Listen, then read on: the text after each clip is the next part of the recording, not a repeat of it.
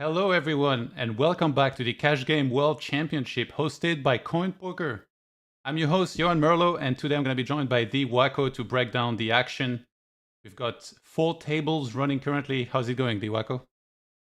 All good, all good. Excited for another day of high quality poker. For sure. Yeah, actually, your fellow countryman Kevin has been crushing it. Yesterday, he's had a big upswing, and he's leading the leaderboard heading into today with 351k and first place. Yeah, so a pretty big upswing. I think he was at maybe like 160 or something the day before, and he had a hell of a day yesterday. I saw a lot of it, and I think he played 18 hours. Yeah, great. And I saw him log in this morning. He played a little bit three-handed with Asian Flushy, Linus, or was it Rick deck that I saw? He played a bit in the morning as well. Then I left. Now I came back and he's not there anymore. I guess maybe he was like, "Oof, I feel that 18-hour session. Maybe I should take a small break." And he's also been the guy who's played the most volume. And he was also the guy I rooted for. I remember the last stream we did. You asked, I had a favorite. I had to go for my fellow countryman Kevin. So I'm a happy guy. You went for the ultimate bias.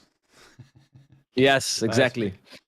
I mean, also if we talk about established names at the high stakes scene for quite some time now, definitely Kevin is in there. So it's not necessarily a surprise. Yeah. I guess. And we saw a big pot earlier being played out with Linus, so I guess we can review that. That was quite interesting. That one was pretty crazy. Here in the replayer, so it was open from Flushy. We are, I think, was it 260 or something? 260 or something, yeah. 260 deep. We got a 3-bet from Linus to 1200 in the big blinds. Flushy calls. King 10-5 rainbow. This deep here, like the 3-bet sizing was normal. Did you say? Yeah, we see players use different approaches here, right? Some guys go to 18 big blinds, and some guys tune it down. So yeah, there's different approaches. Yeah, and I would personally also go at. I think we talked about this last stream, right? I said, at some point you have to go down again. You cannot just 3-bet to 30 big blinds if you're 1,000 big blinds deep, for example. Yeah, and I guess it's UTG, but really it's like cut off, right? Because we're only 4-handed. Yeah, 4-handed, so it's cut off, basically. How does Flushy strategy change here, like being this deep? I think we had a similar spot yesterday where Prodigy was saying that you're going to start, or maybe it was Llama, we're saying that you need to start calling with gappers and stuff this deep and more probably. I mean, in general, right? The first adjustment that you always make when deeper is hands that have more nodder potential go up.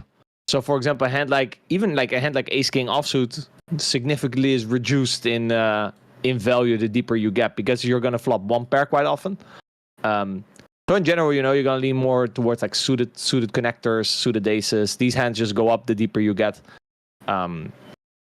Okay, so we got a call, and then King 10. And in general, I guess an adjustment as well. When you're in position, the deeper you get, the more you can actually open because out of positional advantage, the deeper you get gets more important.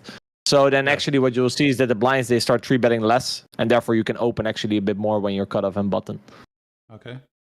And on the King 10-5 rainbow flop, does the 3-better have the range advantage? I mean, it's hard to say now because most likely Flushy just has a lot of the ace kings. I don't really know what the strategy. You would still need to 4-bet this deep because if you don't really do a lot of 4-betting, the big blind can do a lot of 3-betting again. So it's more exploitatively you have to keep the 4-betting up. So I would assume ace king suited, for example, would continue 4-betting, or maybe some ace king even. But you're not playing for stacks, but you need to have a 4-bet strategy because else the big blind can just 3-bet you relentlessly, and then you cannot open anymore relentlessly. So that's kind of to make sure that your opens you can keep opening a lot. So you have to also add some 4-bets, and the 4-bets are going to be a little bit all over the place. But I would say usually Linus is just now going to c-bet because he doesn't have like these under pairs that Asian can have, like 3s and 4s. So yeah, on average, I don't really know exactly how the ranges look here, but I would say Linus will have the advantage here, so he can just start c-betting. Pretty dry board as well. Okay, so he goes small. Mm-hmm. Gets a call. 4 of diamonds on the turn. And this time he overbets 6k into pretty much 4k. Yeah, he's basically going towards direction all in. So basically what he's saying is I have an advantage in... And this is kind of where it gets a bit tricky, right? The advantage in aces. I mean, your aces advantage is pretty okay here. Like, the board is quite clean. But yeah, to go direction all in with aces, I think is maybe a little bit optimistic. But then again, you are Linus, so if you're Asian, you're probably calling a little bit light, or at least lighter. So, you know, probably he sees this spot as, okay, I will have hands that want to go direction all in, and probably these are going to be aces, ace king, mainly. Because I feel like if he has tens, usually the quote standard line is bet check, or bet check. So yeah, this is built around aces and ace kings. But like I said, I don't really know how much that advantage really matters this deep. Yeah. But you know, Linus definitely has more experience playing this deep than me. Let me clarify that. Flushy calls, and now there is 16k in the pot, and he has 18k behind. 10 of spades on the river, pairing the boards. Yeah, this is a disastrous card. Probably a range check for Linus. And go from there. Yeah, he checks. And Flushy jams. No, he bets half pot. Oh, sorry, he bets half pot. Yeah, so like the 10, obviously, for example, 10-9, 10 jack of diamonds, 10 queen of diamonds, ace 10 of diamonds, all hands that Asian can have. Just in general, a 10, right? And that Linus doesn't have. Linus had that advantage in the ace, king, and aces, or at least that's what he was going for with the turn sizing. And yeah, that's now basically gone. So therefore, there's a range check. Now, Asian bets half pot, which implies that he probably bets more than just a 10. I think if he bets just a 10, he might just jam or check. This could mean various things. Like, I don't know how he would construct his sizing strategy here. Linus now rips it. So basically, Linus is saying that he has kings, or king 10 suited, or yeah, if you do this, basically where that's. Yeah. Is it important to have a blocker if you do this, or is it just like he just played out the hand in his head and he was like, well, the way you played, you can only have like these type of hands, and a lot of them are gonna fold now if you bet this sizing on the river. So the thing is, Linus is repping such a narrow range that if you would look at this strategy in theory, basically he should create now a bluffing strategy that's balanced in a way that makes a 10 indifferent. So then it doesn't really matter if you block a 10 or not. In theory, in practice, people will see ace 10 and would think that's maybe a stronger hand than 9-10, but probably in theory that doesn't really matter here. So if you're Linus, you probably don't want to block a 10 because in order for this play to be profitable, you probably want him to fold a 10 some of the time. Okay. And if you're flushy, then what's your thought process like here, depending on like all the hands that you can have? I mean, it was funny, right? Because we saw this hand right before we started the stream. We saw this turn go out in action, and I said, "Oh, this is one of these spots that if your Linus is very nice if you have value because you always get paid, right?" Yeah.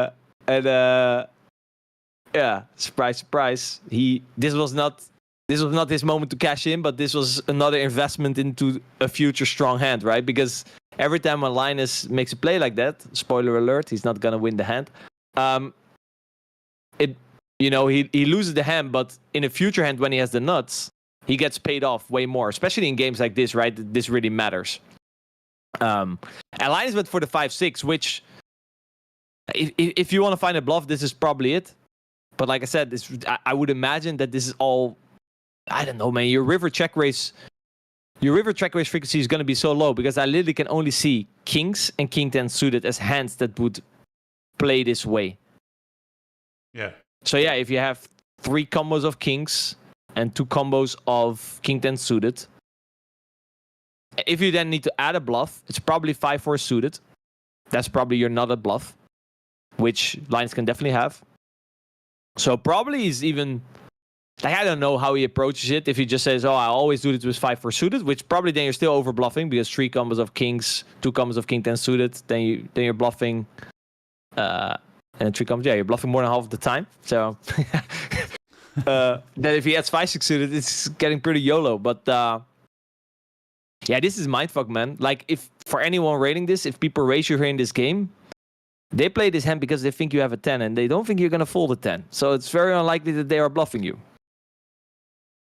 So yeah, I would usually fold if I was Asian flushy versus any average opponent. But yeah, Linus finds it. And therefore, Asian makes a call. And almost And every Asian time. indeed bet at half pot. So it could...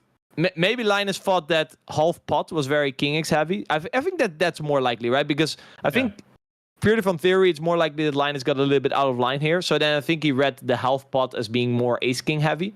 And he thought that 10x would jam more often. And therefore he attacks. Maybe he, like, I concluded that his value range was that narrow, right? But maybe if he literally has this read, maybe he will ship aces here for value. Then obviously you can add more bluffs. Every time we see a hand like this, like, I feel like personally, I always think, you know, is this solver approved? And the thing with Linus is that every time, even at times where it seemed very unlikely, it was solver approved. But here, you would guess that it's a low frequency play with a 6-5 suited. And then is there any chance you could look it up as well? Yeah, I can sort of run a sim that could represent this a little bit. Let me start to Would you guess it's click like some buttons here. Yeah. But yeah, it's like I would not imagine the turn thing being a thing. I find it very hard to believe. In theory, again, like, he can obviously have exploitative reasons, especially with his exact hand. I do see benefits. Yeah. Because you put... Actually, we forgot about that, right? He went 6,000, so a lot of 10x will have already folded if you're flushy. You can, for example, perfectly call this hand. I think that's perfectly fine. Versus ace queen of diamonds, ace jack of diamonds, jack queen suited. And like I said, if it's very... I can see a check caller on the river. Like, if you overbet this turn, you definitely have in mind that you're going to do something on the river with this hand. Okay. And then he raised because I think he thought that 10x would jam, so therefore he had more king x, and he thought this, you know, he had a good blocker to his value. He unblocked all the bluffs, so all in. That's I think what was going on. Yeah, like when he jams the river, if like flushy has some bluffs too for half pot, right?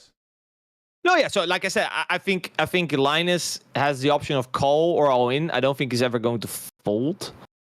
Especially not for his half pot. So yeah, these are these 2 options. So then for the jam to be better than the call, you would need to start value hands. Asian flushy would need to start value hands like this hand that he now had. So flushy's play was good it. then to bet half, because if he does different, maybe it doesn't go as well. Yeah, obviously if he goes all in, you know, Linus cannot bluff him anymore. But yeah, I think the half pot is fine. Especially, I think Linus could indeed like do this quite often. Like I said, 5-4 suited, 5-6 suited, ace-5 suited, ace-4 suited. All candidates to make this play with on the turn. And from what I've seen so far of Linus, and actually a lot of guys here, I see this play being used quite often and definitely also overused, I might even say. So knowing that, I definitely think it's a good value bet by him. Yeah, and then when you get raised, you look at the screen name and you decide to call. Yeah, that's kind of how it goes. All right, man. If Linus starts to catch hand, man, he's gonna go on a big upswing. Yeah, I mean he's not. His blue line is going to cash in. Yeah. He's third place, right? Yeah, third place with 140k. So, and like he's been swinging. Obviously, it started at the top in day 1, but then he obviously went back down. Obviously, variance, I'm sure, plays a part in it too, but yeah, he's definitely one of those guys willing to put his whole stack in the middle at times. I've been trying to set up like a sim, and this turn sizing I cannot really. Yeah, like I said, the turn sizing, in theory, doesn't really quote exist. Yeah. But like, you don't even need to. So if you ask, like, is this a good bluff on the river? Like people, especially players, they will not have studied all river spots, right? It's almost impossible. But you do look for characteristics of what type of hands usually make it in the bluffing line, for example, right? And we talk about blocking, unblocking, etc., etc. So out of that, and then like the amount of value combos you have, how much bluffs you should add, which bluffs would be the first preference, etc. Out of that, you can come to a conclusion that I can see this hand being in there sometimes. So yeah, unfortunately, like I said, after the turn, basically the turn in the sim that I just run is a range check. But like I said, we're 250 big blinds deep. We're playing in the jungle. Yeah. Someone in chat asked, have you played any hands during the championship, Wakko? Royce No, I have not played any hands during the championship. And actually, did you see there was a hand just now? Let me pull it up. No, I was focused on the other end. Let me see this one. King 4. That's a lot of kings on the board. It's the same run out. It's the same run out between the same two guys. So that's why it caught my eye. So flushy limps in the small blind, Linus checks. King 10-10. Here we go again. Check, check. Interesting check. Check. Check. Interesting check again. Now overbet probably, right? Yeah. Small raise. Like he min clicks pretty much. Yeah. Flushy interesting. calls. And he got called by a chop probably. Yeah, I guess Flushy may. He was just playing the boards. Yeah, it's kind of it's a very likely board versus board scenario. But if someone is more uncapped, it's probably Flushy. It's way more likely that Flushy checks a king twice than Linus checks back a king twice. But Linus did have the king, and therefore Linus can also not just raise at an infinite amount, right? Because he kind of, with this sizing, he forces split calls from Asian. Yeah. And he cannot just raise very big versus a range that could still easily have a 10 or a king. So yeah. Don't this type of hand become like a bit of a leveling game on the river, or you think? Oh man, don't ask me for advice on these chop pot scenarios, man. Because yeah, you can go very deep down the rabbit hole when you try to outlevel people, think how they think. I find personally split pot type of theory quite complicated. My head finds it hard to process.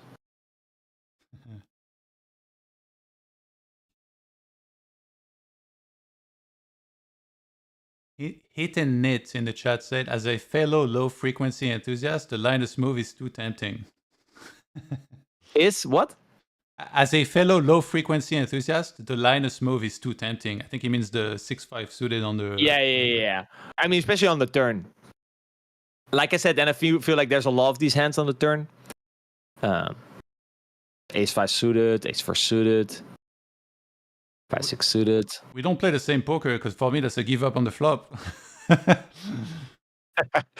No, man. Bottom pairs are very valuable. It's kind of where, especially in like these 3-bet pots, and when pots become big, for example, blocking sets there with the 5. I mean, you reduce his value by a significant amount. So blockers and unblockers, that whole story, the bigger the pots get, and the more we start to play 3-bet pots, 4-bet pots, the higher the impact it's going to have on the EV of your play. So you don't really have to take blockers, unblockers, etc. in consideration in practice in like smaller pots, because we just play with too much combos for it to actually impact in practice. Other things will be more important.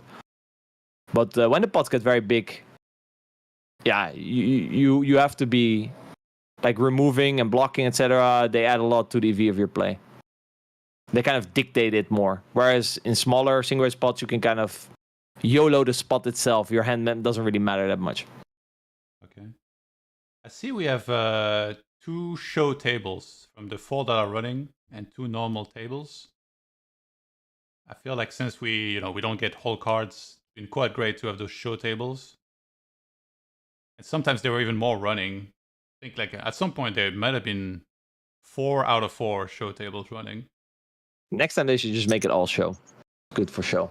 Literally is good for show. I wonder if everyone would want that, or like most people. Do you think? I mean, I assume they don't want it. Yeah. But in the same time, as Coin Poker, you're organizing this event, so you can make the rules. Obviously, you have to find a balance that people still want to play, and that's probably what they did now, right? They say, okay, you have to play at least 1 show table or something. Yeah, I think so. I think there was something Isn't like that the that. rule? And then it's no rec, so obviously there's like huge incentive for these players to play. We got a hand developing here. Peter Knopp and Linus. Oh, we got the four diamonds. That's interesting. And David Jones looks like he's joining the action. All right. So we got some extra high quality poker in here. Like if we talk about the guys that have most experience battling it out at high stakes, it's probably David Jones, Linus. Yeah, I'm not super familiar. They've probably done most hands, I would say. I'm not super familiar with the high stakes scene. So with someone like David Jones, but I think it was yesterday where Llama and Prodigy they kept referring to him as like one of the guys in high stakes. That I don't remember exactly what they said, but obviously they had a lot of respect for him and stuff. I mean, you need to. He's definitely has been one of the bigger winners over the last few years. And he's been one of the guys that has been battling it out. Like you very often had battles, Linus, Davey, Jasem Gill, for example. That's a very popular battle that has been played many, many, many hours. And you need to have big balls if you want to be the 4th guy sitting there, right? Yeah. So like I said, of the guys at the challenge, you're probably looking at Davey, Linus, Jasem, Nunes also played a fair amount. Kevin has played a fair amount. And now I was also trying to think of like who do I miss? I miss what's his name? I miss Mr. Limitless. Victor Malinowski? Yeah. Yeah, we talked about him. We talked about a lot of players actually yesterday. I was asking them about like, some of the people missing in this. Yeah, exactly. Who else did they mention? Like I was thinking him. I mentioned I sent a message to Luc Gielis, Poker Kluka. Like, hey, I see Kevin is in here. You didn't feel like playing, but I mentioned Goose because, like, for me, Goose Core. Yeah, for me, Goose is like like super high level guy and stuff. But they mentioned that maybe he doesn't have the time to like work hard and also like participate and stuff with family. Yeah, he's a fellow. I'm a family guy now as well. Fellow family guy. Yeah. But like to just, you should just compare it to like Champions League football, right? This is like the Champions League final, and let's say you've been out all season, and it's a Champions League final. You're like, seems like a good place to come back at it. No, it's not a good place. Maybe you should start at a friendly match, right? Yeah. So it would be interesting to see, if they're going to repeat this event in the future and if they would announce it a certain amount, like a decent amount before that, to see if players would kind of, for example, myself included, let's say that in 4 months from now or something, it's going to happen. You have a decent time to kind of prepare yourself for these games. Because especially, for example, take someone like Goose, from what I know, he hasn't been playing a lot in the last 2 years maybe. So just being out of shape in terms of grinding. I mean, grinding and thinking at a high level and playing and trying to get yourself in the flow, this is a skill, right, that you develop. And if you've just not been grinding, just like if you have not been playing any football matches, match fitness is something different than strategical knowledge, for example, right? Yeah. For example, I can sit here and commentate because I have poker knowledge. And I can kind of try to make sense, especially when the outcome is already there, right? It's way easier to comment on a hand that has been played and try to figure out why people, what must have gone in their mind. It's way harder than to sit in the action 4 tables being put in 3 spots in the same time, having to figure it out. Yeah, that's a completely different game. Yeah. Right? There was a hand. So you have the poker performer over the analytics is something completely different. Yeah, which hand? There was this hand here. Linus opens on the button. Then we got Peter Knopp in the big blind. 3 bets, 12.50. Call. And That was a 4 flush, right? Yeah, interesting. Ace, 3, 4, 3 diamonds. Very small bets. Bit more than 10%. Yeah, it is good. Like it basically just with your sizing, you're always trying to. I always say you try to find the size that your opponent has the toughest time defending against. So, but this is basically the concept of indifference. Only this would also include exploitable considerations, because let's say the size that someone has the toughest time defending against. Let's say someone has trouble defending enough versus small c-bets. You can take that exploitable as well. So on this board, the bigger you go, the smaller you go, the more he has to start to dig into hands that maybe like king, queen of hearts, for example, right? It becomes quite hard to defend properly. Okay. So I was thinking it's easy to defend against this because you just call with everything. Yes, but if you look at how much you have to defend here against a 10% pop, maybe you're allowed to fold what, 5%? Yeah. I mean, you have to call very unintuitive hands here. And whereas if you, let's say, for example, Peter just bets half pot, that's probably, I would say, the easiest size. You just call anything with a diamond and an ace, and then you just fold the rest. So it's very easy strategy to defend, but now you have to dig, and then it becomes hard. Does that make sense? Yeah, of course. Everything you say makes sense, but I would have never thought of it myself. So. No, that's why we're here. Linus calls. Yeah, and you've been privileged, man. Like these guys that you've had on, Barak, Prodigy, Silama, Chris, a lot of after this challenge, maybe you should consider hopping in. Yeah, but I don't know, like if you repeated a lot of advanced mathematics around a chimp, I'm not sure he would still be able to apply them very well. So that's kind of me listening to you guys. I hear a lot of intelligent stuff, but I don't know that we'll be able to remember enough of it that it will be truly helpful. But it's motivating to hear like the knowledge of you guys for sure. Turn is very interesting. He goes for big. So again, you could take 2 approaches here, right? Let's say you bet 10% again. Yeah, good luck, if you're Linus. Only again, you're allowed to fold under 10% of the time. Yeah, it's going to be very hard. Now he's more like, Peter is more like polarizing, saying that he has, I would say, king eye flush, queen eye flush, or better. Linus called, I think, with pocket 4s, right? If I'm not mistaken. I don't remember. Which is a good hand to call with, because you can actually improve versus the value range. So you would never fold a hand like this. For example, you would much rather fold pocket 6s with a diamond than pocket 4s, I would say. And then Peter had pocket 5s, the low frequency 3-bet. So like I would say this is probably not a, but in lower stakes here, I guess you would be thinking you need not a bet. You would be thinking you need the ball to pair if you're Linus, no? Yeah, I mean you're hoping for a board to pair. It's very it's unintuitive to find bluffs here for Peter. For example, a hand that Peter should bluff here is a jack. Let's say he has jack 10 suited or something. That would be a primary bluff, or 5-4. Like blocking the continue range, right? Blocking 2 pairs, blocking sets. These are the kind of hands that you want. And now he's blocking more of, I guess he's blocking the continue range as well, because 5s with a diamond would actually continue. So I guess 5s actually does make some sort of sense. But you're also blocking 5-4 suited, which is going to fold, 5-6 suited, which is going to fold. And you're not like I say, you're blocking some of the calls. You're removing like some 5s with a diamond that's going to call. So I guess that does make sense. And your straight out does play, so the 5s make sense. And if Peter jams river here, do we ever see a call from Linus, do you think, in this scenario? I mean, these are, like in these spots where people go very, very polarized, saying that they either have it, like they either have sort of the nuts or nothing.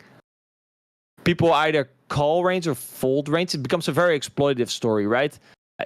A hand that came up to my mind two hands actually that come up in my mind that I saw was the one where Chris.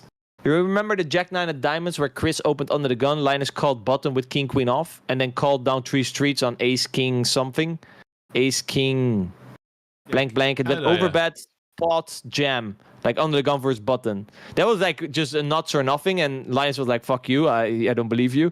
And there was another spot like that.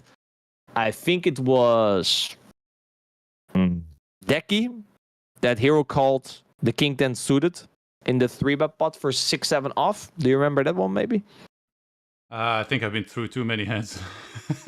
Yeah, these are just two hands that now stick out to me where people rap very polarized. So they go like, okay, saying that I sort of have nuts or air. Yeah. And so far I've seen people like to call these type of spots. So I would not be surprised if Linus would make the call here. Okay. But I also think like the hand, these are very, very tough spots, or at least in my opinion. Maybe I don't understand the spot deeply enough, but on the turn, like I said, you want to have maybe like a jack or like pocket fives because you block a lot of the calling range. And then on the river, to block calling ranges, you probably want to have king queen. Queens and kings, I think, are great hands to triple with as well.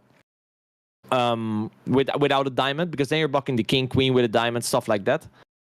So I think, yeah, you probably want to be looking to triple barrel like some queens and kings, and maybe even some ace-x. I wouldn't be surprised if a hand like, let's say a 3-bet at a hand like ace-5 suited, if that hand triples. Because then you block ace-queen, ace-king, ace-10, all the flushes, right? Hands that he could have with a flush. Yeah.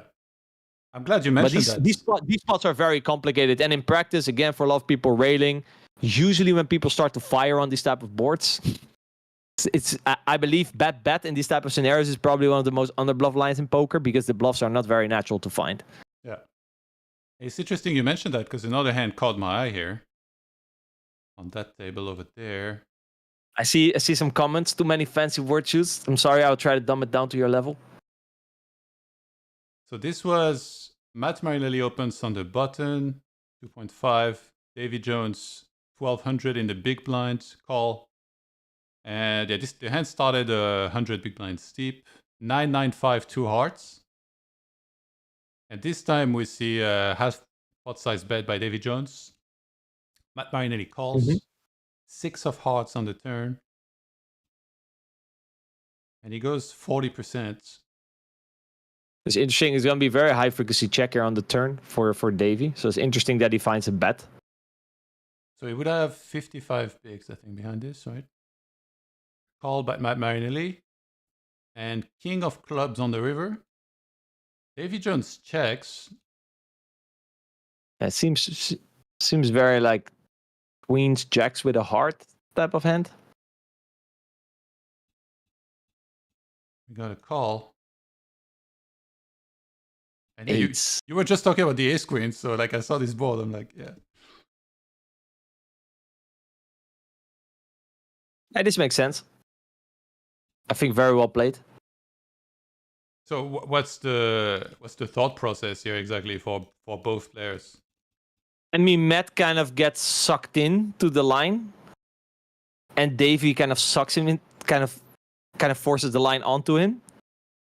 Because you can definitely play this hand different on the turn, like the pocket eights. But so this is, I think, very interesting. Because if Davey checks turn, which just top of mind I would say is sort of the standard play you would make, Matt now can sort of check back his hand and kind of, play a showdown, play pot control. But by Davey betting, Matt is forced to call one street. And then with the river king running off, he's kind of forced to bluff. Whereas if Davey would have just checked the turn, he would have probably just gone check, check, check, check, and he would have not gotten any money in. So this could be some high-level thinking of Davey on the turn, already kind of setting this spot up on the river. And you think ace-queen in those positions pretty much always plays like this? Is it like a low-frequency 4-bet here? Button against big blind, or you would just... How much are there? 100 big blinds, right? Yeah. Yeah, you can definitely 4-bet ace-queen off versus the big blind. You never fold? No, folding is out of the question. Okay. Especially in these games where everyone 3-bets the big blind properly. Yeah, Yeah, I think this is pretty damn well played by Davey, or maybe it's a bit result oriented how it turned out. But I really feel like he sucked Matt Marinelli into losing his stack here. Yeah. There's alternative lines where Matt would not have lost his stack. It's funny how So, we yeah. not like obviously very well like the whole tree and like hands like what they have to do and stuff. But me, I saw this showdown. I'm like, holy shit, 8s against ace queen on like a king high board with 3 hearts The ace and queen 2 is nines. the ace queen is standard. The eights, there could be some genius in here. Yeah. Okay. I would say intuitively. Actually, they're playing another one right now here. Matt Marinelli and Peter Knopf. I saw Matt ripping in the classic ace 5 suited preflop, aka the GTO hand to 5-5 bet bluff with preflop. Which table was that? I think left top. Wasn't like that interesting. Just the online the online streets. Yeah. When they see an ace 5 suited preflop 5 bet all in. It was against It's like, jacks. how Actually, did this happen? Yeah, it's just 5 bet bluff. let's look at his hand maybe first quick here with Peter Knopf and Matt Marinelli. They're So live in big it. blind against under the gun, probably, and he's now. Yeah, this could be check raise bet check. Oh No, this has been a 3-bet pot. This was a 3-bet pot, and he's trying to trap. Yeah, that was a big trap. Okay, we can watch the. Probably went bet check from Peter Knop. The ace 5 suited was raised from flushy in a cutoff. 3-bet Matt Marinelli, small blind. Called 4-bet from David Jones in the big blind. And he rips in the ace 5 suited. Yeah, blind on blinds. You But approve. I mean, it's cutoff, small blind, big blind. It's a bit different than like already button, small blind, big blind. You have to be a bit careful. But this, at first glance, seems fine. Okay. And then this one over there. And like I said, people here are trying to just play a solid strategy, right? And then in there you should have some bluffs, and then ace 5 is usually the bluff. Yeah. Yeah, so this probably went bet check, I would assume. 3 bets. 3-bet, call, bet. Oh, he checked turn. Okay. Yeah, that's possible. You're going to want to check your kings somewhere. Because you just block so many of the hands that... So, usually you can just bet and try to get called, right? Let's say you have aces, Vin has a lot of king X, so you would just always bet the turn and try to get the money in. But if you have kings, yeah, what are you trying to get the money in versus? If you already have 2 of the kings, right? So then, simply because you block a lot of the hands that Vin is going to call you down with, you're kind of forced into a more passive line. So your value should come from trying to let him bluff instead of trying to make him call, because you block all the hands that he calls with. So it's easier to generate money by letting him bluff. I would be thinking I'm scared of clubs or like a 4, a 6. Is that silly to think like that? Because a lot of players, I think, that play low stakes or mid stakes think like this. So this being scared of and the actual play that people usually make. So people recognize, so players recognize, you included. I actually think I heard you say something similar earlier. People recognize that the board becomes scary, right? You recognize that, a flush could come or bad cards could come, right? Yeah. But then what people do is they start to bet, or they start to try to force people out before it happens. Or like Actually, not let them get there for free would be my thinking. but a very big... So now it becomes a little bit more nuanced. Sometimes this can be good, especially if you can just jam your stack in on the turn. That's great. But usually when that's the case, when people recognize the board is scary, the correct play is actually not to pump a lot of money in the pots, but to wait until the board ran out clean. This is a very common mistake players make. They recognize the board, but they respond with aggression. And then what happens is, then if the flush comes there, or if all the straights come in there, yeah, guess what? He had it, right? Because you have put too much money in the pot, and you kind of isolated his range towards him always hitting the flush. Okay. Does that make sense? Yeah. It's like the difficulty for me would be to identify these spots and maybe differentiate it to a similar spot where then I will be supposed to bet a lot more. Because I'm sure there is like some board that will maybe look a little similar, and then where you will tell me, no, like here you have to bet, because then, like It's really Yes, bad if you don't. like I said, it is more nuanced, and the main difference is, can you get the guy to fold the draw? If you can get the guy to fold the draw, because like for example, the pot on the turn is 4K and you have 4K behind, then it's definitely the best play to just jam it in before everything gets there. But if you have 20K behind and the pot is 4K, then you should not pump all the money in right now. That's not a good idea. You should wait a little bit. Okay. I would say this is probably, if I can name 3 leaks that players usually have, it's probably this is definitely one of them. This is a very big shift in understanding of the game when stacks get deeper, of deep stack poker. So then how do you properly learn to recognize like which scenario it is to do? Is it just through a lot of studying and then you look at like your entire... when you understand the concept, it all comes down to, can you get him off the hand before the board runs out bad? Yeah. If the answer is yes, then by all means do it. If the answer is no, then by all means slow down. So that it's not the case that when the flush hits that he always has to flush. Let's say you're Peter here, and then you're playing, instead of playing against like a crusher like Marinelli, you're playing against a weaker player.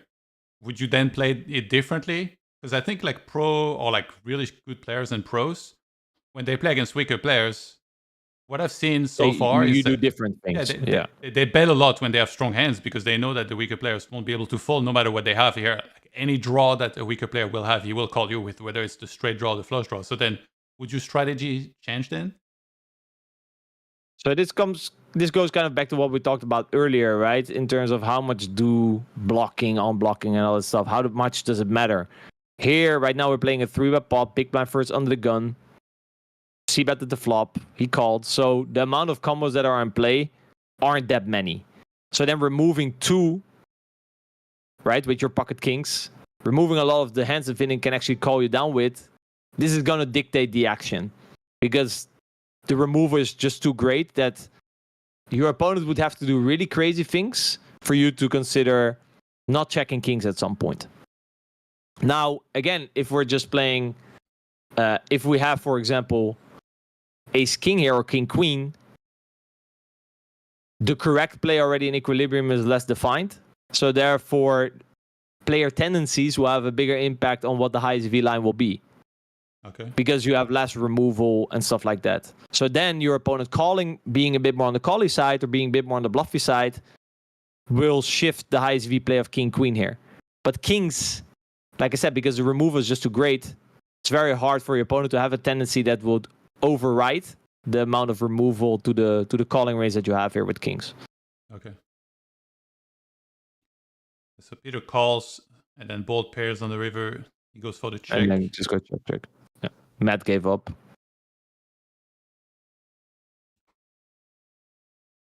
Yeah, nothing much to say there.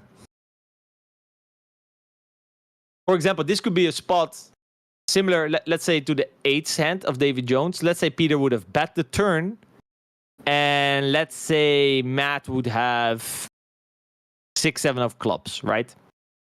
Maybe he now gave up, but if we bet the turn, right, Matt calls, and then we check the river, he's always going to bluff. So this is why I think I saw someone in the chat saying 200 IQ move by Davey.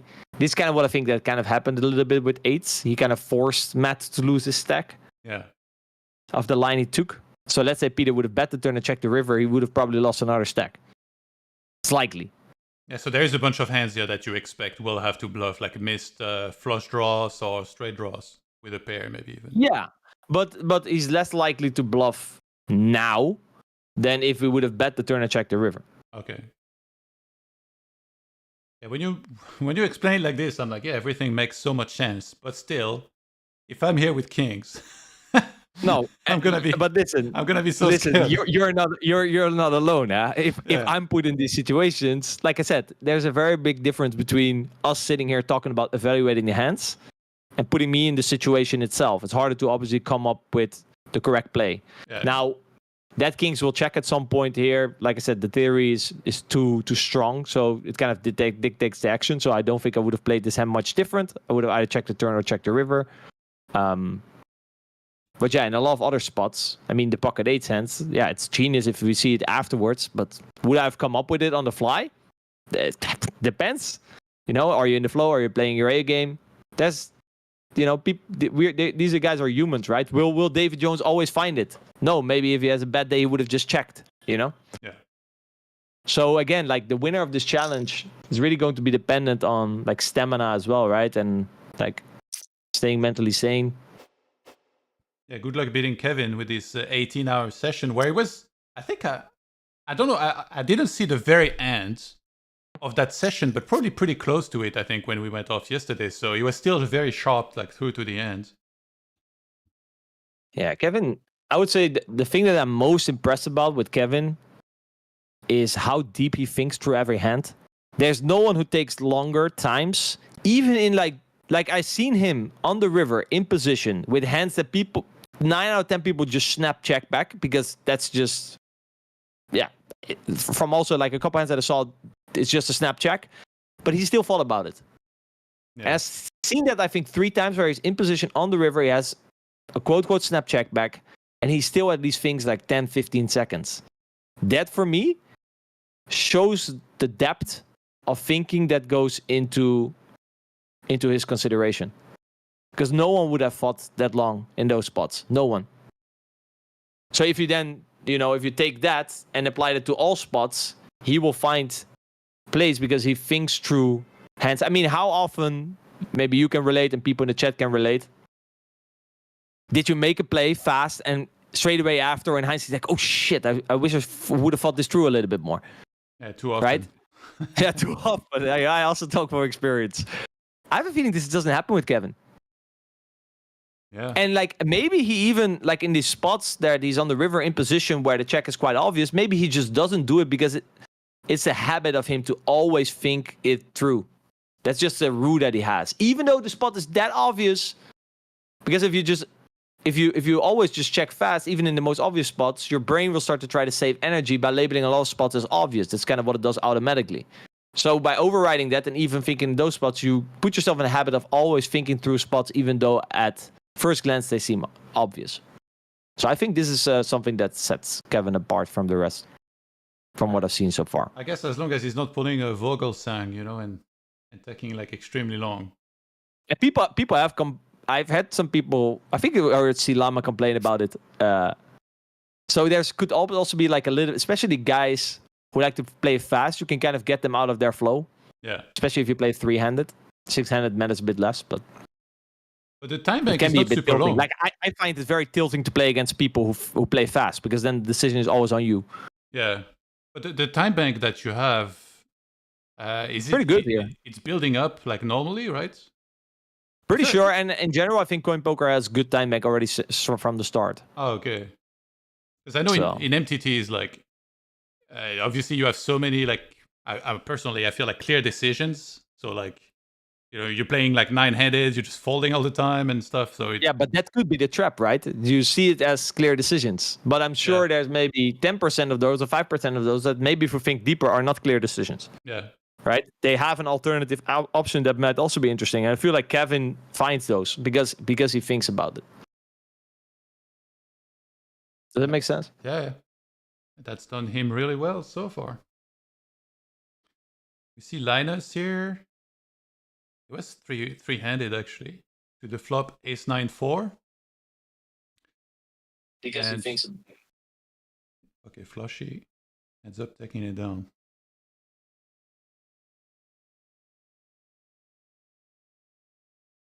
That was not the show table, unfortunately. We can rewatch. David Jones opens in the cutoff. Linus calls on the button. Flushy calls in the big blind. Check. Small bet, call, and flushy with a check raise on ace-9-4. What do you think his range is like here? That he will check raise like this? I mean, you mean like the bottom of, let's say, the bottom of his value range, the worst hand he would do this for value with? Like just kind of everything, like from, would you say like king high flush draw?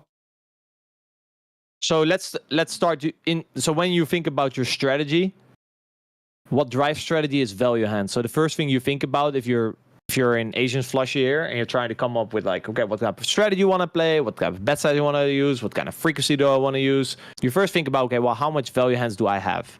So here you could have a hand like ace 4 suited, ace 10 suited, 9 4 suited, pocket fours. So if that's the range that he wants to raise, 2 pair plus, a big sizing roll out. And as you can see here, he made it 1500, reasonably big sizing, right? Yeah. And then if you think about hands to add as bluffs, I would say still the first thing is you think about equity. So like something like 3-5 of clubs, 2-5 of clubs, stuff like that, right? These are like the most intuitive first hands that you could think about. Then after that, maybe hands like 10 jack of clubs. So hands that could turn a lot of straight draws with their flush draw right now. And then after that, we could get into the realm of 4-3 of diamonds. So you block a set, mainly for Linus, and you can turn a lot of additional equity with the diamond, with the wheel draw. And then probably we already named enough combos for the amount of value combos that we have. So that's kind of how you end up building sort of a balanced strategy. Now it works a little bit different than on the earlier example with Linus. Remember the 5-6 of hearts that he check raise bluffed? Where I said, well, he probably only has 6 combos of value, so he should be careful adding a lot of bluffs. Yeah. On the flop, it works a bit different. Because all your bluffs, they have equity. So you don't need the ratio of value to bluff is different than on the river. And the river is very static. Here it's less defined because your bluffs have equity. So yeah, the 4-3 of diamonds, 4-2s of diamonds, 4-5 of diamonds maybe for the audience watching, maybe the less intuitive hands to find. These would be good bluffs, and you could even add 9-5 of diamonds, for example. That would also be a good bluff here, I think. So you can see it much more clearly than me. Because in my mind, like I would like super simplify this and think like, okay, king high flush draw, and then like any sort of 2-pair sets. And then that's about it. That's probably all I could see. Oh, yeah. So for example, the king high flush draw. Let's say if the ace high flush draw here. So the difference usually with the higher flush draws is you also have an alternative line, which is check call, because they usually have some sort of showdown value on its own. So therefore you can actually call twice. And if you can call twice, calling is a more interesting option. Whereas if, let's say you have 5-6 of clubs here, if you don't improve, you're just going to check fold the turn. So then you might play that hand a bit more aggressively, because calling is less interesting because you are going to have to check fold the turn a lot. So king high and ace high draws, usually you can play a bit more passive and just check call. And the lower draws, especially combo draws that can turn combo draws, you can play those a bit more aggressively as like a general rule here. Okay.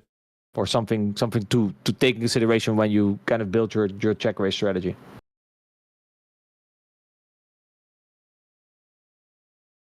Looks like we got a new player joining, Jay Shooterich. Hope I said that right. Joseph, Sunny 92 on PokerStars. Was like it's one of the biggest winners on PokerStars. How do you it's say actually that my the most listened podcast on my channel. I think it has like 70k views or something. Nice. Amazing podcast. Would definitely recommend everyone to check it out if you wanna. I think he's reasonably new school. I think he started playing poker maybe 3-4 years ago. So for the people who think poker is dead, you cannot make it anymore in nowadays. Yeah. He's an example, and he gave definitely one of the more valuable podcasts that we've had. How long is the podcast?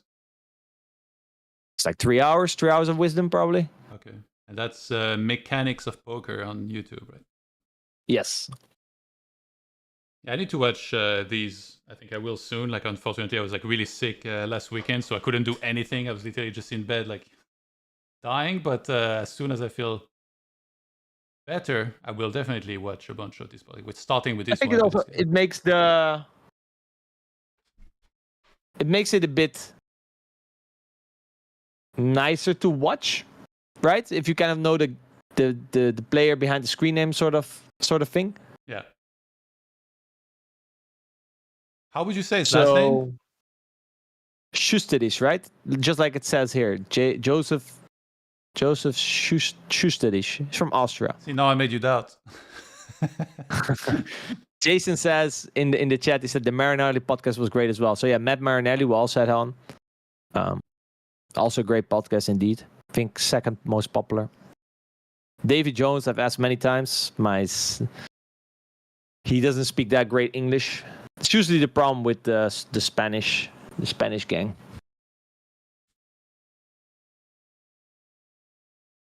Yeah, also, like, if some people, they speak a little bit of English, some of them, although they would be okay on the podcast, maybe they're a little shy or something, that they don't speak perfect.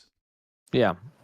Maybe you can be coerced into participating, if you show up at an event and buy him some foods. I've always found that's the way of getting, people to help you. Like in video games, if I wanted to practice with someone and they didn't particularly want to play with me, I bought them food, and then after that, they practiced with me as much as I wanted. Yeah, well, Christmas is coming up. Maybe I should send them like a little Christmas, one of these packages with a bunch of food in it. The gift basket? And say, Mechanics of Poker wishes you Merry Christmas. And now that I gave you food, you should come to my podcast. Something like those lines. There you go. Great strategy, man. Yeah. Sometimes, a little kindness goes a long way, and people, they will be down to hang out and do stuff like that. There's an interesting hand right now going on between Davy and Asian. I see. Flush River, not a blank. Still goes all in. And very low SPR. Yeah, like, even though you're not happy with the Flush River, with this SPR, it's hard to get away from. I assume there was a 4-bet pot or something. Or maybe the check raise bet, but that seems a bit optimistic. Here, when you get these pot odds, like, how does your calling on the river or strategy change? Because sometimes you get a price that's almost too good to be true, but then it's like, how often are you good there? Yeah, but then it's like also, how often do you have to be good there, right? And this is kind of where our mind is not made for poker. Our mind doesn't understand you call and lose the majority of the time. This seems like a good investment. Yeah. So I think also like it's a skill of good poker players, or maybe their mind is wired in a little bit of a different way, or they've trained their mind to really hammer this home. Is it a show table? That's unfortunate. Can we replay that hand? Yeah.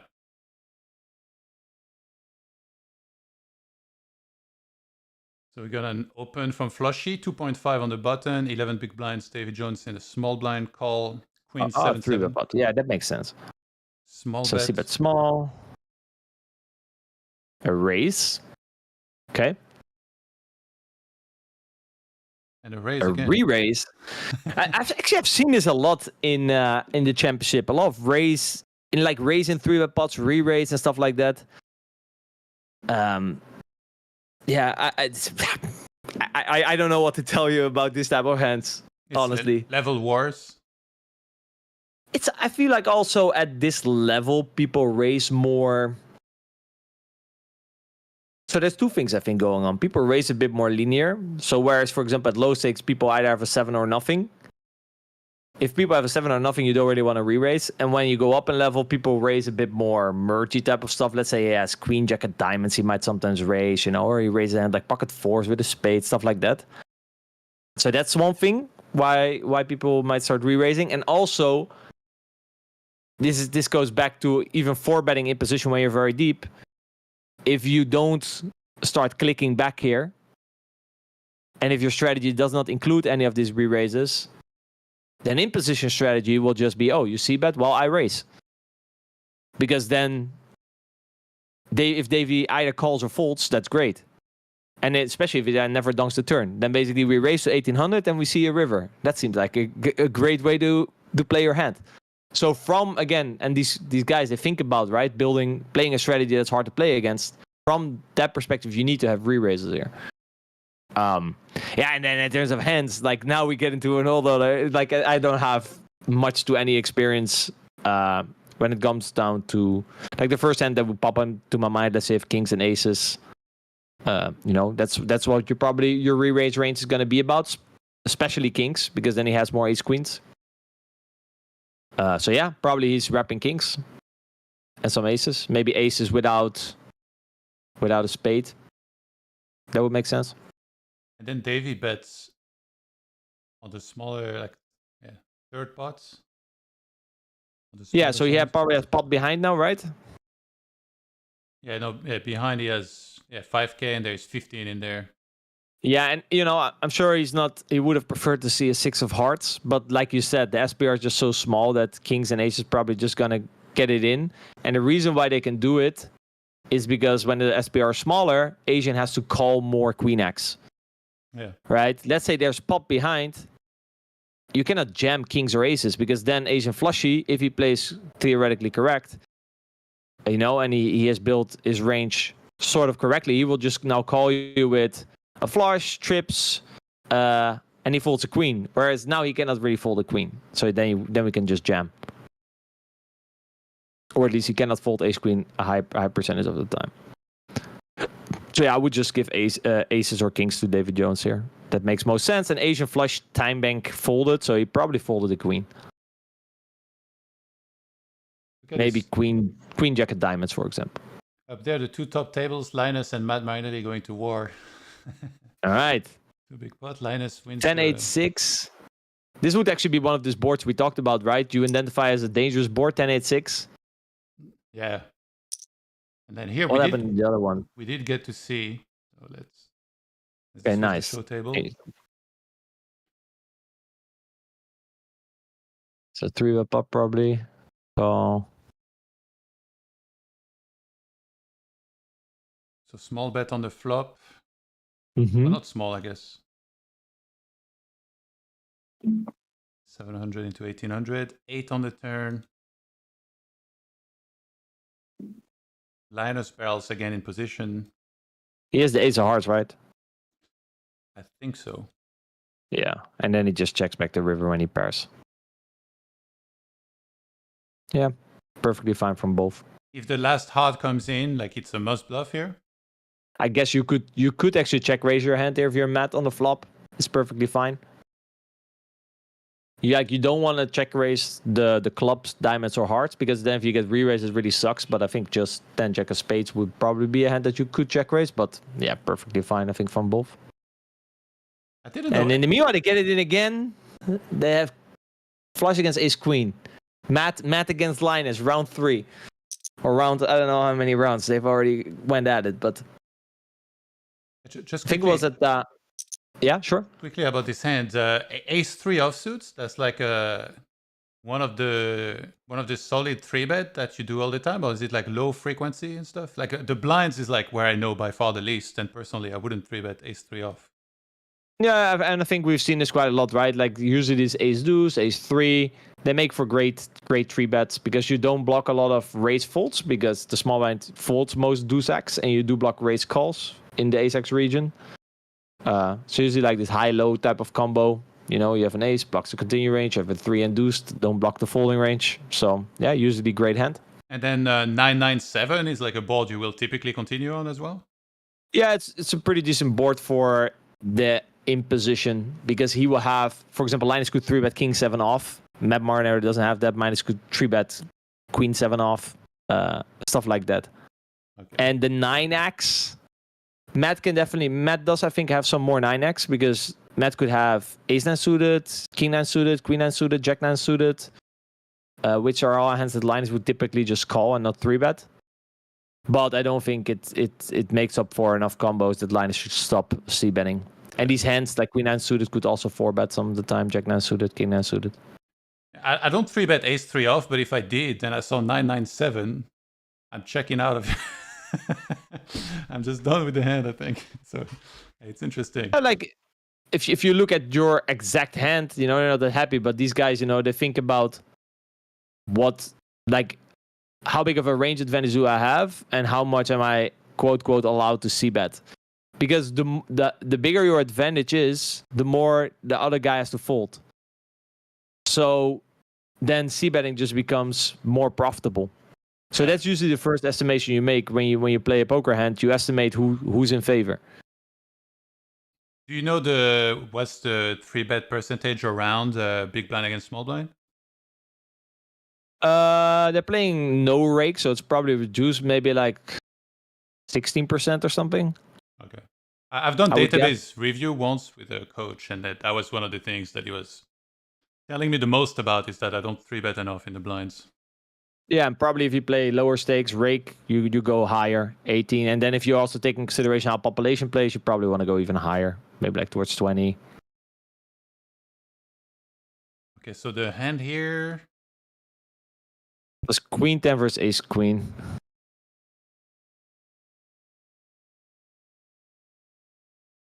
This one. So open from flushy, cut off, Linus calls on the button, squeeze Matt Marilyn in the small blind, 1350. Fold from flushy and Linus overcalls. Queen, Jack 5, 2 diamonds. Pretty much third pots. Call. Yeah, this board's very good for Matt. Because Linus will have pocket sixes and Matt will have hands like ace jack off. So this is just one of these boards that I said, like, you have such a range advantage that Linus is forced to overfold the flop. Yeah. And when someone is forced to overfold the flop, it's very hard for an alternative line than c-betting to become higher EV. So that's why you usually start there. The only reason you would start checking here is if you have jacks or queens. That would be good reasons to check. Or if you just think, your opponent's going to do something funky when you check. I would just which happens more in practice than in theory, of course. I would go over the hand again real quick because I didn't have the replay open on the stream. I'm a donkey. I'm sorry, guys. So there it is. From the top. So raise, flushy, call Linus, squeeze Matt Marilyn. Linus overcalls. Queen, Jack 5, 2 diamonds. Bet call. Bet call. 4 of clubs. Matt can go either way here. He checks. I think both options are fine. Checks around. Linus checks back. And then 8 of diamonds completing the flush. And the straight if somebody has 10-9. And Matt goes quarter. And Linus rips it with the ace diamond blocker. That just makes sense. Say Linus. Yeah. So this is one of these spots that maybe at first glance I think it seems maybe a bit light, but Linus will definitely get looked up here.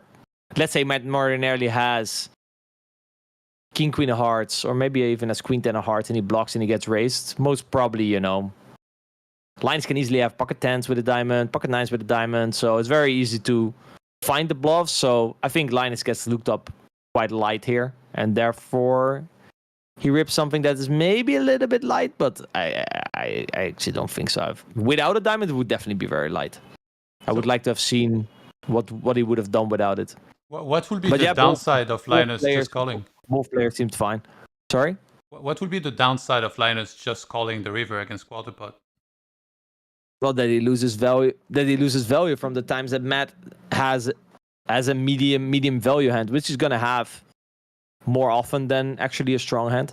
Because let's say Matt had a strong hand, it's more likely that he just bets the turn. Like, there aren't that many flushes that he can have that he will not bet the turn with. So we're talking like King Queen or King Jack, maybe? Yeah, like Queen Jack, it's not possible in terms of flush. I think Queen Jack usually just bets the turn and then checks the river. So yeah, he probably just thinks the small bet is either nuts, so the nut flush, or a medium value bet. And yeah, if you block the nut flush and you dominate all the medium value bets, he's all in. Okay. For Matt, maybe jamming is also actually an option with his hand, because he blocks like some of the hands that Linus could bluff with, like I said, 10s with a diamond, for example. Actually, no. I don't think he can do that because Linus has plenty. I think exploitatively it could make some sort of sense, but no, like it's both lines are fine.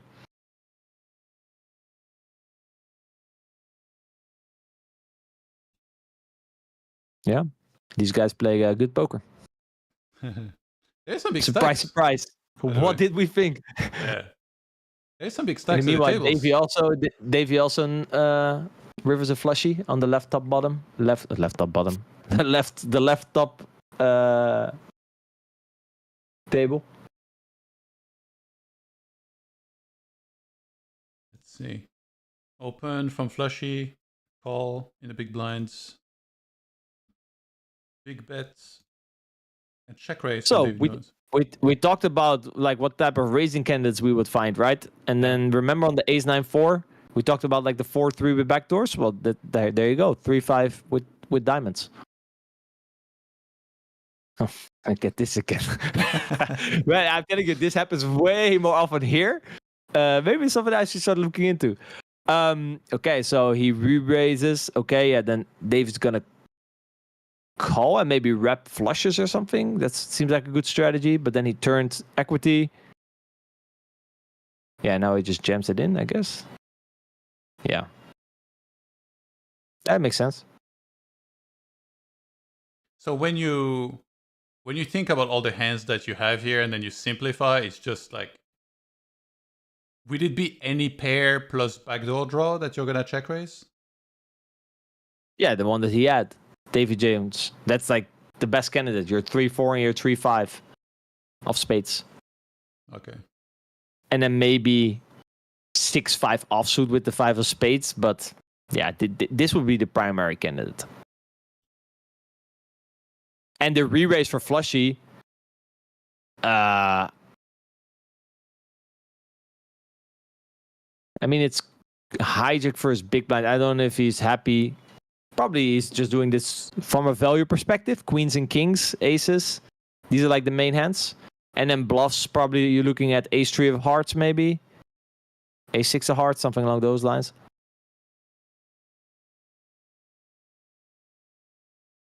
Because those hands, they block the value, right? 3s, 6s, 10-6 suited. Yeah. And they do also get called by worse some of the time. So like the nut flush. And if, for example, I had like 7-8 suited or something folds, it's a pretty good result if you have ace 3 of hearts. Where is the Asian flushy from? I think Macau. Okay. Let me confirm that. Do people know who he really is? Is that like publicly known or? I have no idea. Yeah, I would have loved to see like a list of aliases or like real names and stuff attached. Like I've kind of learned a lot of them now along the way, but it's taken a while to figure out like who everyone is and stuff.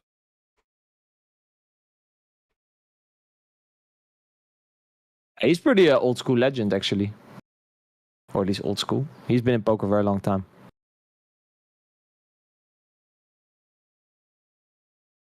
Yeah, Linus with a 43k stack up here, and flushy 70k. That's not bad. Yeah, building up stacks. I mean, that was also because of he also got a stack because of the 5-6 suited hand, right? Yeah, that was a 50k pot.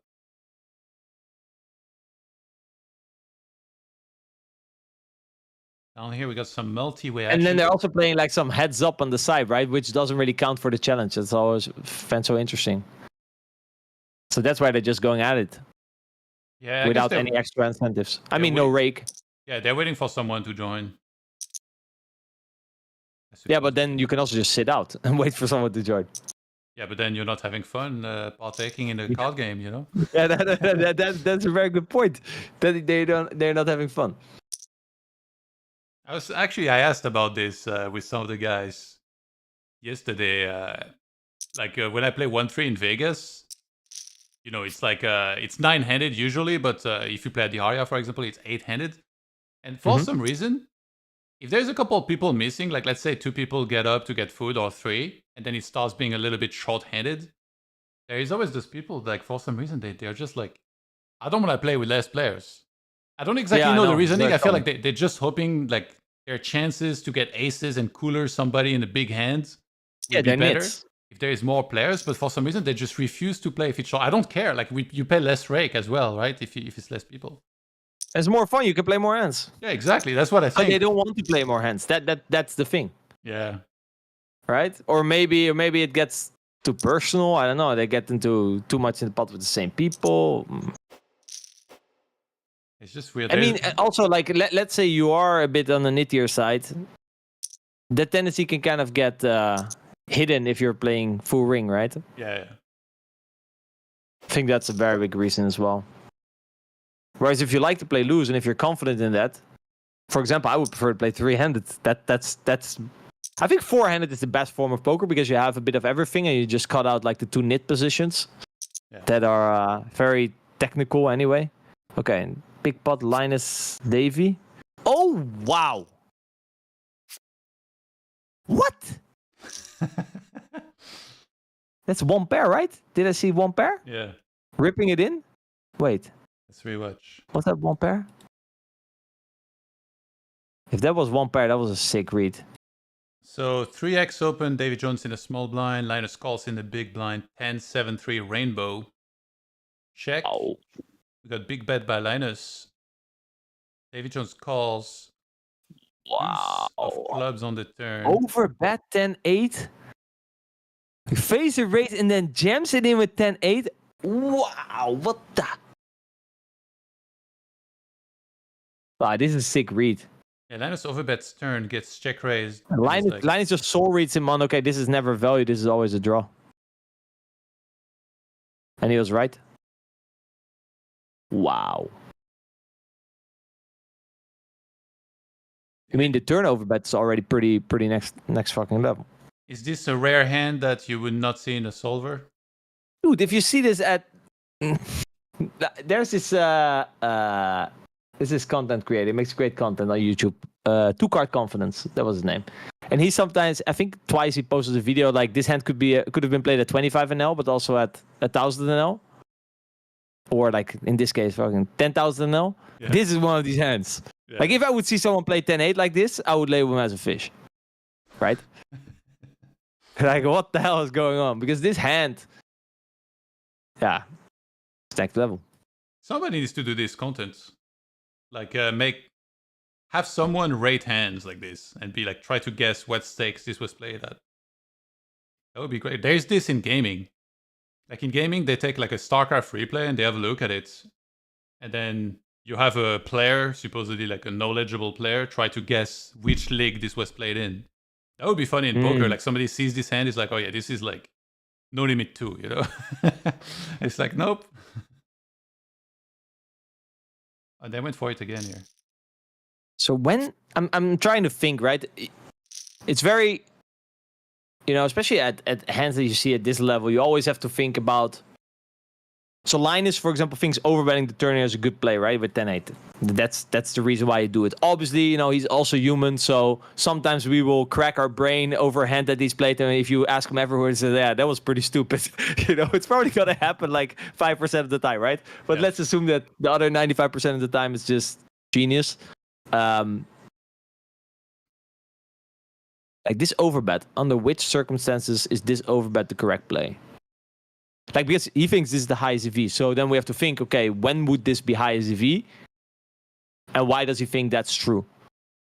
Right? That's something that we can learn from. Because normally, if you go overbet here, you would need... I mean, I would go again for merge, but it's pretty wild merge here. Yeah, we talk about whole ranges, right? Range against range. And Linus is supposed to be one of the people that will be able to best see his entire range, and David Jones.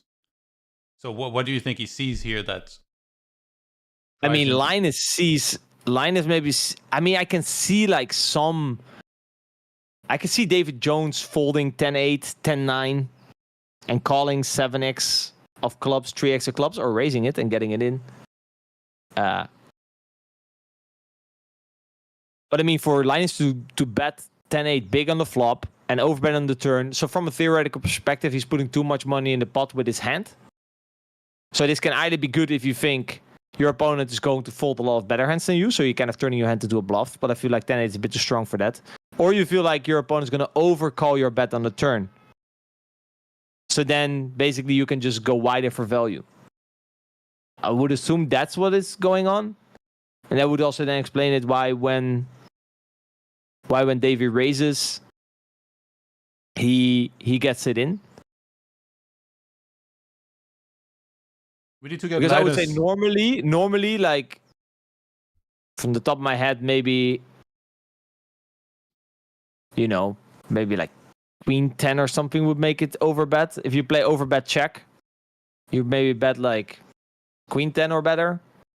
But I don't see 10-8 being in there. We need to somehow get Linus in one of the calls and on your podcast as well, so he can answer all these I questions. mean, that would be much appreciated. I told you I run into him once on near where I live, like just randomly. Next time that happens, I need to like buy him a coffee or something and be like, yo, yeah, come on the show, I always thought I was drawing like literally dead, getting him on the pot, but I was told I'm not dead, but I'm drawing very thin, but not dead. So I'm happy with that. Hey, 1 out, that's all you need sometimes. Spike the 1 out or bink it. I'm just quickly trying to run the sim, see if, maybe I missed something. I think I saw some stacks flying as well. Maybe we can have a look at that. I saw Matt against Davey. Yeah. I saw a hand. Maybe you can get that one up. Was that bottom left? I don't recall exactly which table. It was the right, I think. The right bottom for you. Okay. Yeah, that one. I believe it was that one. Sixes against, I didn't see the hand of Matt. But it seemed like a cooler. Queens or something. Or aces. Yeah, this seems like a cooler. Let's play it out. Re-raise. Yeah, 4-bet pot. Okay, yeah, cooler. Yeah, nothing either player can do. What do you call here button against big blind as far as pocket pairs go against the 4-bet? Like it depends a bit on your pre-flop 3-bet range. But let's say, for example, he now shows up with pocket sixes. Spoiler alert. It's a low frequency 3-bet on the bottom probably. So then when Matt Maurer in 83-bet, you can just call all these hands if you did it at a low frequency pre-flop in the first place. Okay. So then you end up with all your 6-5 suited, 6-7 suited, 8-7 suited, all your low pocket pairs, the hands, and then like some. So it's either like those hands that are like in the bottom region, right? That improve very clean. The main hands you want to get rid of are like your queen 10 suited, stuff like that, king 10 suited. You either want to be higher, so your ace king, or your ace jack suited, your king queen suited, but not go lower. Like ace 10 suited is already a bit. Ace 10 suited is probably still called, but lower than that now. And yeah, Matt C bets. He has a set, so he calls. No reason to fast play because the SPR is very small. On the turn, he bets small again, perfectly fine. He could also jam without a diamond. Why jam here for Davey, by the way, instead of calling?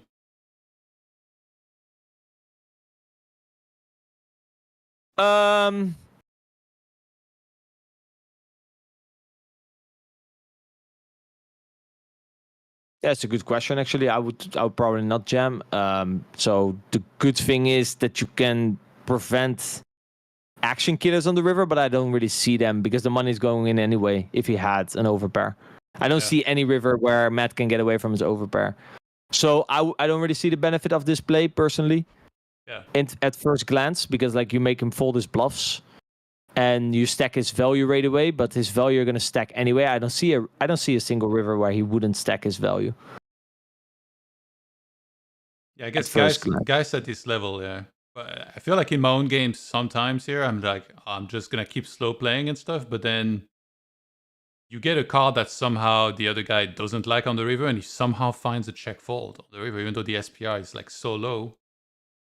And you're like, I could have gotten those last few big blinds. You know what is a bit, what I'm a bit torn about, like commentating on this. So on one side, we need to assume that, or at least, we need to look at hands and really try to think, what, like we give them obviously the biggest credit in the world, right? Because they are the best players in the world.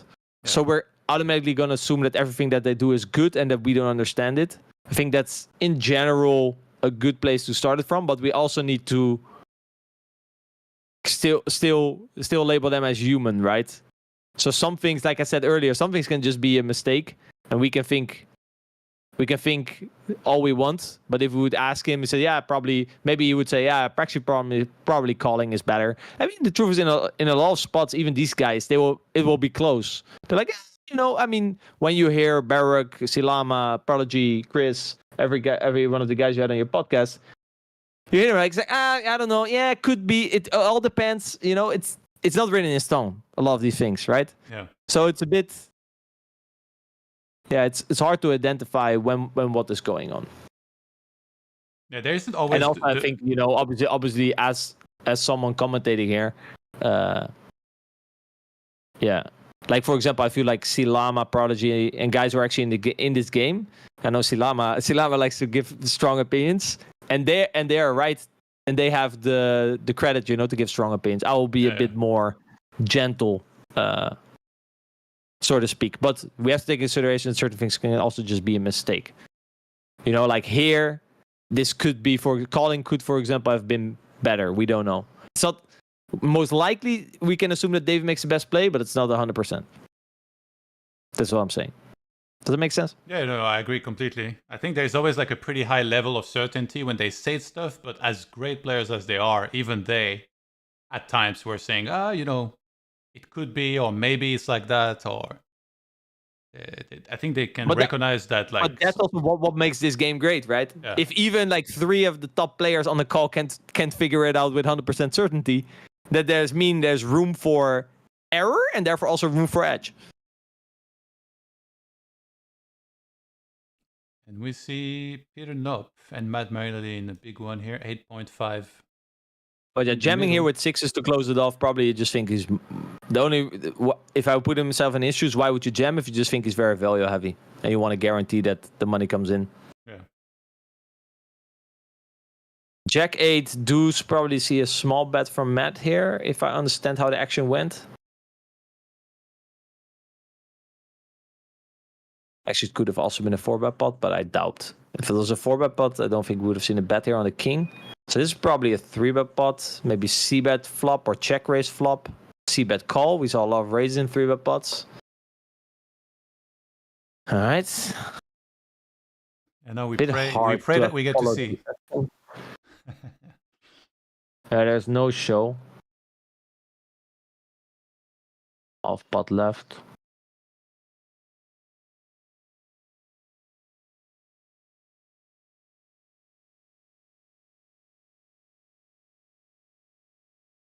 Fades the snap call. As long as you don't snap call, and you have a bluff, they at least thought about it. Yeah. That's always the motto. Peter Knopf is 12th in the leaderboards with 33k. Peter Knopf. Of the leaderboard. Can we replay that hand? Yeah. I want to see what it was. 3-bet, 4-bet pot. I was Oh, that's why I was confused. There's a lot of action. So it's a cold 4-bet pot.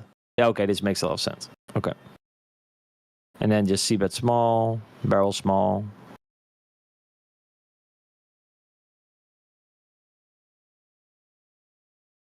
Yeah. Seems like the king again is one of a king with the tight ranges and stuff. King is one of these very, because how the ranges are, there's not really much alternative strategies. You're just almost always going to barrel because the king just improves you so much. Because Peter will have more 9s, 10s, and you have more ace kings. But to be fair, Peter's also. Oh no, wait, Matt was only 100 deep, or maybe a little bit over 100. So yeah, like you're gonna see bet a lot. You're gonna barrel the turn a lot, and then in the river you have to be careful with your combos. So you don't want to have a spade in your hand, for example. This is gonna matter here. This line feels very value heavy, right? Yes, on the turn on the turn, because a lot of your range improves on a king. Therefore, it seems very value heavy. Because the bluffs that you had on the flop, let's say you had king, queen suited, or ace, king, they have now all improved. Even if you had ace, queen, which could have been a bluff, they have now also improved. So therefore, your whole range has improved. So therefore, you can just barrel your range basically for a small size, and there's not much Peter can do. And then in the river, you have to think again, basically. And he thought So he there was it becomes beat. quite specific, Yeah. combo-wise. Again, very, very technical in a tight spot like this. So there again, one blocker, one unblocker and stuff. That starts to matter here. Assuming that, we're playing against guys that, and they are somewhat balanced. If you're playing your local game, the first question you should ask before you start to think about all these blockers and shit is your opponent. How capable is he? Is he a nit? There's guys who just always give up on the river. Yeah. Then that's obviously the most important decision point. But all these guys here, they don't. There's no spots where they are, where they just. I mean, I don't want to say there's no spots where they either always or never have it, but it's very rare. And this does not seem like one of them. There was a hand here. Open from Linus on the button, 2.5x, 3-bet Davy Jones in the big blind call. 8-5 deuce, 2 diamonds. Davy Jones checks. And Linus fires 1k into 24.50. Call? Yeah. 4 of Nuts. hearts on the turn. Check raise. Check, check. Didn't bite. Yeah, 10 of hearts on the river. River is interesting. He does go for the bet. That's interesting.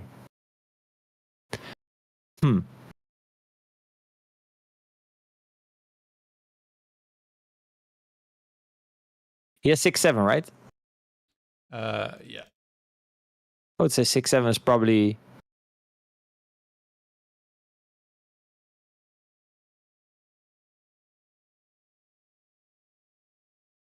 Because, like, if you think about what hands you type of want to slow play here on the river, it's kind of the decision of which hands do I lose value from when I check and gain for value from when I bet, and then you always wanna check hands that unblock the check back range. So 6s and 7s, I would say, is a primary hand that Linus could bet the flop with, check the turn with, and could now call the river with. So from that theoretical perspective, this would also be a fine check, I would say, and just let him, bluff you with Queen Jack, for example, because we remove 6s and 7s so heavily, it's more likely that our value should come from checking and letting him bluff.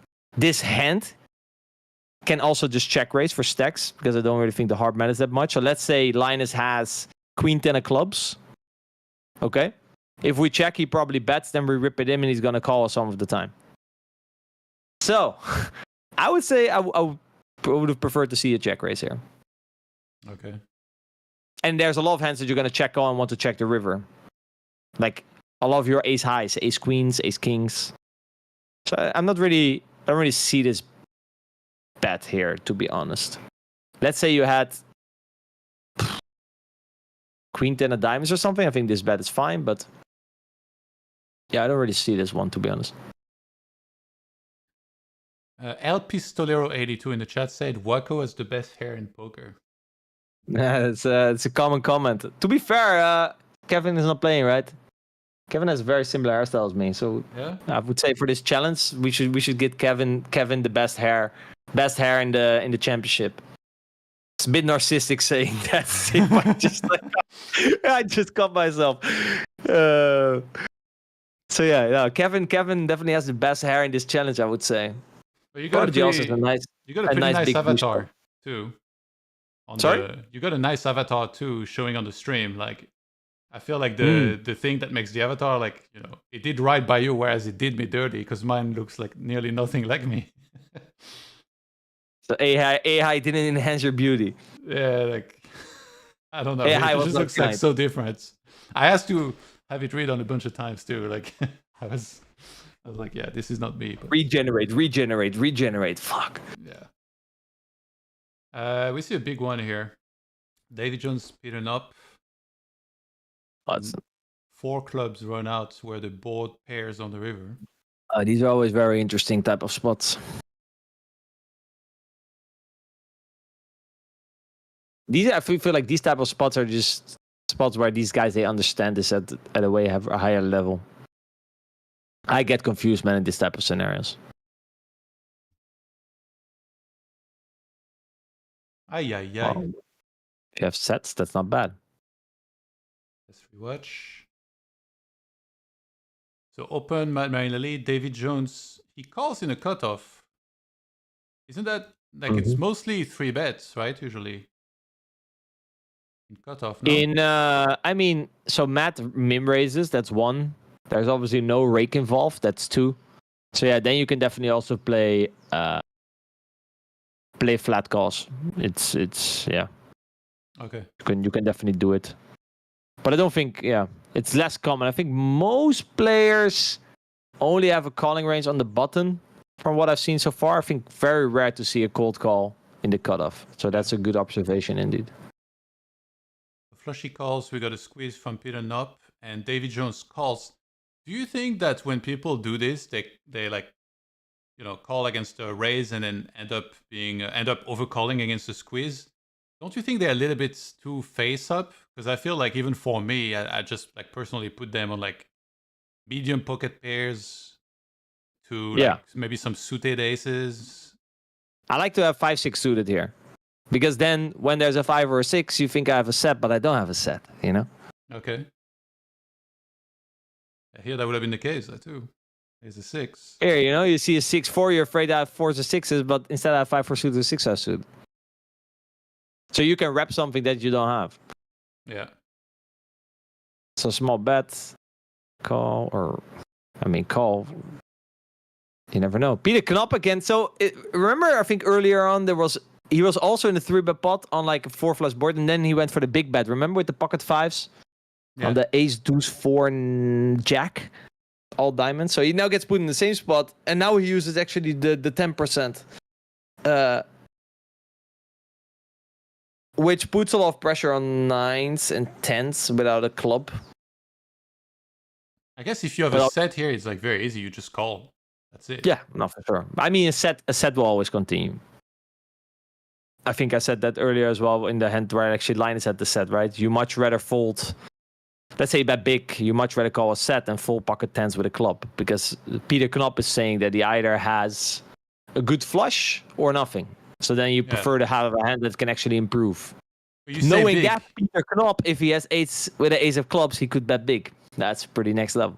But you say big. If you're David Jones and Peter Knop bets like 6K here, what do you do? No, you cannot bet 6K. You can probably bet, like 3/4. Because if you bet 6K, David Jones can just fold, I don't know, 70, somewhere close to 70% of the time. So if he has to defend 30% of his range, at some point, he just only calls you with a nut flush.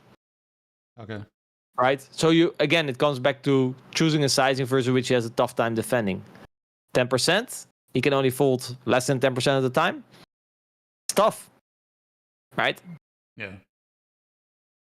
It's not about the EV is not about getting folds. The EV is about getting him to overfold versus the bet size that you bet. And it's very easy for people to overfold there versus another 10% bet. I mean, people probably let's say you're playing your live casino or something and you bet 10%, 10%. There's probably some guys who just fold queen 10 suited here or 6-5 suited because, there's 4 clubs. It's very hard to not. What do you mean? I would fold that. Yeah, no, exactly. But people overfold. Yeah. Right? For sure. And then here on the river, David Jones betting as big as he did after there was like 2 very small bets. What do you make of this? Who? Peter checking? No, Davy betting this big after there was like 2 very small bets. Yeah, so in terms of bluffs, you mean? Yeah, he's gonna have to turn like 6-5 into a bluff, 7-8 into a bluff, stuff like that. 7-8 suited, 6-5 suited. So he doesn't mind being polarized. No, he should be polarized there. He should probably bet like king high flush plus maybe. Is there anything? Assuming that the river check line is balanced, but this is usually quite an unbalanced line. Is there such a thing at this level as a side call? Yes. Okay. So what would it be here for Peter? I guess king queen with the king of clubs, something like that.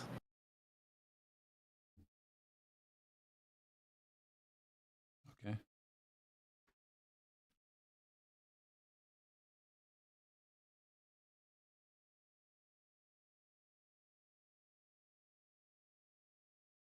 I like that you said that, this is the interesting spot, and like for me, I feel like this is like one of the harder boards to read ranges on.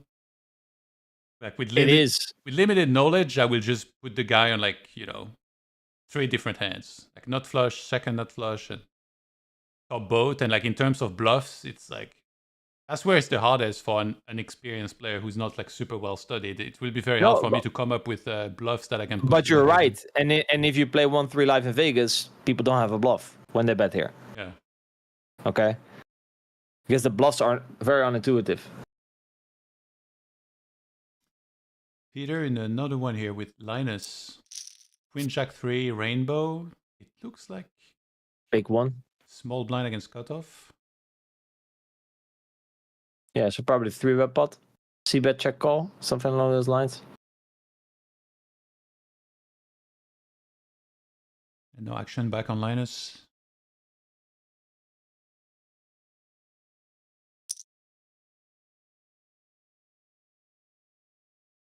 Let's put the stack in. So yeah, most obvious bluff for Linus is probably going to be 9-10 suited. And this type of turn is interesting with when it brings a flush draw. I guess it didn't really bring a straight draw, but with all the additional draws, I feel like those guys at the high level, they're so good at factoring all the new draws that came in, especially Linus in those type of hands.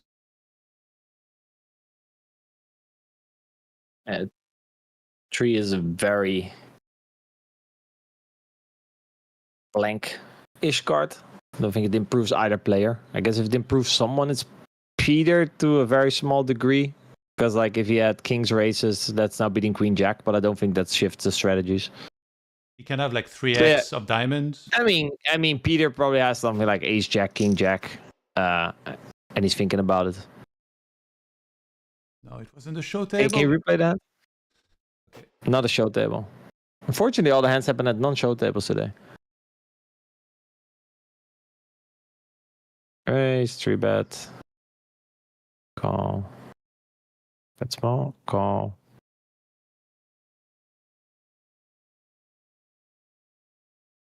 Yeah. Okay.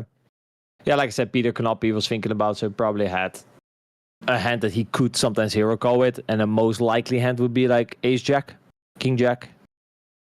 And Linus bluff-wise, 5-4 of clubs, funky bluff. Definitely in there, probably. A hand that people will probably usually fold the flop with, but definitely I think a continue.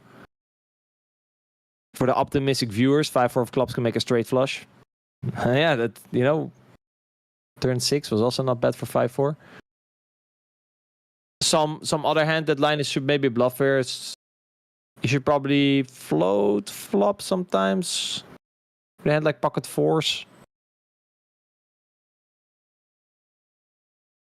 And then like said, like hands that he probably wants to give up with. Probably be a hand like king 10. Or something with diamonds. Yeah. But 10-9, you say, would be the one. Or no, diamonds can kind of go either way, I guess.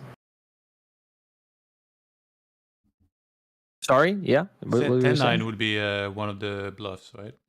Yeah, because you probably don't want to have an ace. Okay, these kind of spots really depend. Like, if you have... They all kind of go either way. Because king jack, ace jack will probably call a certain frequency, and it will depend on what type of hands Linus uses to bluff, but we don't know, so... Yeah. It's a bit unclear, I would say. But in general, I would say if you have low cards, usually you want to bluff, and if you have high cards, you probably want to check. I thought I saw a hand on this table. That's the one. So, what was his first name? Joseph? Joseph, yeah. Joseph. Joseph Schusterist. I'm not doing the last name. No, you can just call him Sonny. Yeah, Sonny opens 2.5x button. Matt Maroney calls in a big blind. Ace Queen 6. 2 diamonds, goes checks around. Isn't that a type of board you're supposed to bet a lot? Button against big blind? You can use different strategies here. I think most players at this challenge are using a big bet check. Okay. So they either overbet or check. And that's also, yeah, I think maybe only, maybe Barrack plays small bet. But I think most players play big bet here. Okay, so it checks around. So yeah, then in big bet, Queen Jack has no business. You probably bet something like Ace 9 plus in terms of for value, and then you add bluffs, which are going to be usually in the bottom region, like deuces. Maybe hand like 7-8 with a diamond. Very polarized. Yeah. So checks around on the flop and on the turn. So 5 of clubs turn, queen of clubs river. Yeah, Matt is probably gonna check at a very high frequency at all streets. So yeah, this makes so far a lot of sense. And then the main bluff of Matt here is gonna be King Jack. Or call. Yeah, here. So Matt even checked the turn with Ace 5. What do you make of this? Was he hoping to check raise? Or like what was the reasoning? The reason is probably just a quote balance play. Again, from his strategy perspective, he's gonna have to check this turn maybe 80% of the time, and he needs to add some strong hands. So from what I understood also in the podcast with Matt, he's just like, okay, on the turn I need to have 20-25% traps here. I'll just spin the RNG, and if I have a 2-pair plus hand, I'll just trap that hand 25% of the time. That's how he probably thinks about just building a solid strategy. In low and mid stakes, most people will bet their ace 5 here, right? Yes. So actually, on low stakes, people bet ace 9 here, which is a very big mistake. Oh, you mean on the button or in the big blind? In the big blind, on the turn. They bet ace 9 here, which is... So it's not a big mistake in terms of it's a minus EV play, right? It's not bad, but it's bad in terms of you're playing a good solid strategy, because then if you bet too many of these ace 9, then what happens when you check? You have nothing. Yeah. Which is how 95% of the players will play. But like I said, we're looking at very high level poker here. So these guys, they are trying to play a solid strategy. And which includes balancing all the lines. So you have no leaks that people can take advantage of. And Sonny... For example, if you play live poker, by all means, man, just let's say you have ace jack plus or ace 10 plus, just bet big, check the rest. And if they bet, you fold, and if they check, you take the pot. It's a very simple strategy versus the majority of the population. Yeah. Because they will literally just tell you on the turn what they have. And folding the turn versus a range that has too much value is actually a way you can make money in poker. And in this hand, the play of Sonny, you think was fully standard as well? Yeah, perfectly fine. And Matt cannot go anywhere. When would you bet the turn here? I mean, you would never bet the turn with a queen.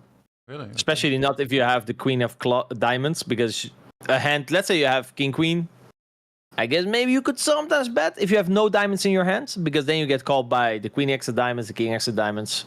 Maybe just from a balanced strategy to sometimes have a queen, that could make sense, but most of the time you're just gonna check. Okay.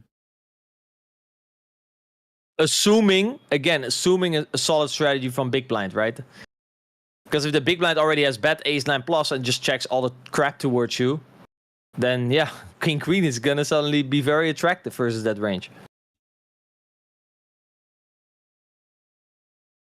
We got a hand developing here. Davy Jones and Matt Marinelli.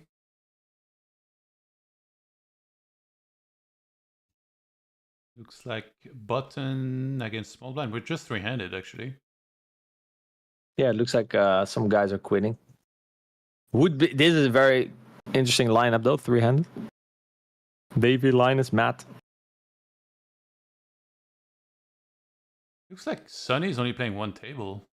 You had Matt on as well, right? I think.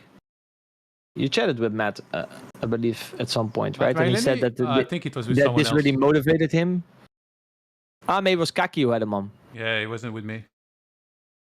Yeah, I think he mentioned, I heard him say like how this really motivated him to work on his game. Oh, we see something interesting again. Money goes in.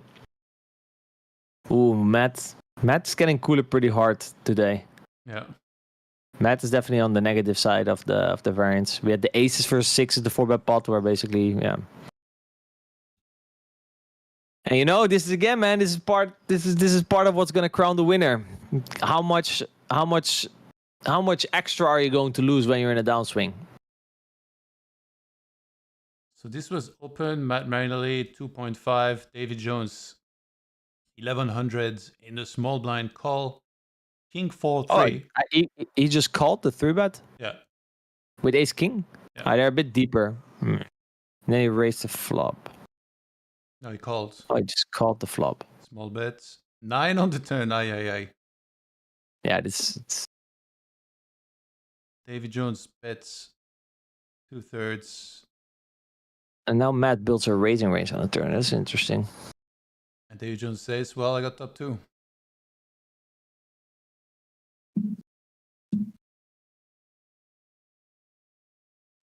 What are the most common spots where you will flat ace king?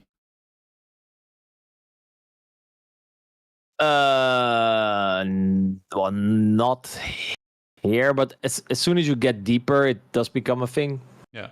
So I think that's why I did it. But if you're on the big blind, you just always 4-bet this. I think in hindsight, he wished that he had 4-bet. To be fair, Let's not be result oriented. Called. Maybe David would have still called King 9 suited. I don't know.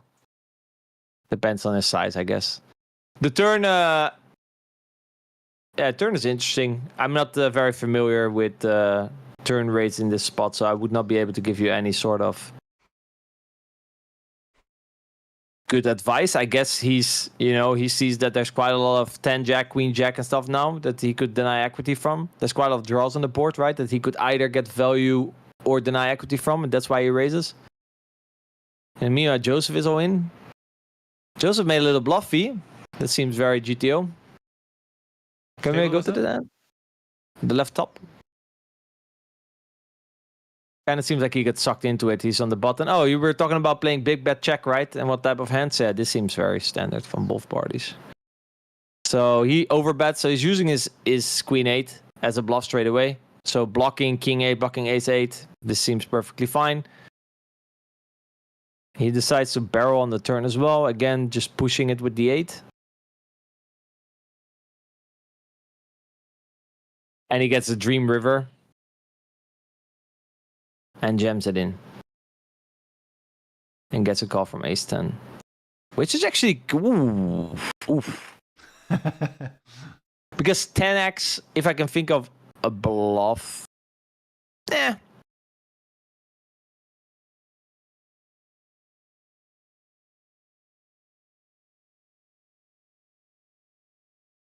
Do you feel like ace 10 suited is like a tricky one here, or? I mean, you're not beating any value. Because Joseph will never do this with a worse hand, I would say. Ace I would 8 say or ace 6? you probably... I mean, Joseph is saying that he probably has ace king plus. I don't think you do this anymore with ace 8. I mean... Oh, maybe Theory does actually do this with ace 8, but that's to get ace 10 to fold and to get calls from ace jack and ace queen, because I feel like those hands make more sense as calls because Joseph can have a lot of straights now.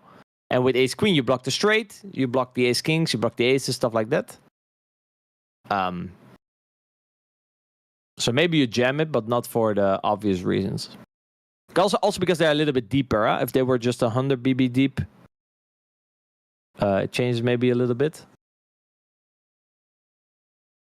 Again, I haven't seen all the hands in the challenge, and also I'm like one of the by far the least knowledgeable guy to speak on the broadcast. But from what I've seen, my observations, the hardest guys to bluff so far, number one has been Linus, and then I guess this flushy guy also. It seems pretty damn hard to bluff too. I mean, in general, people have been showing up with the bluffs, and people have not been folding, right? That has been the game, I feel like. Yeah. Everyone is like dicks on the table. Everyone is bluffing. No one is folding. I'm curious. I'm gonna quickly run this hand. It was on the 25th and 25 big blinds, right? Something like that. How much did they start with? Well, in the end, there was Yeah, 251 on the bigs. 25. I do think it makes some difference in terms of how this hand's going to play, actually. Just like how thin you can go on the river, mainly in your ace-8s and king-8s, stuff like that.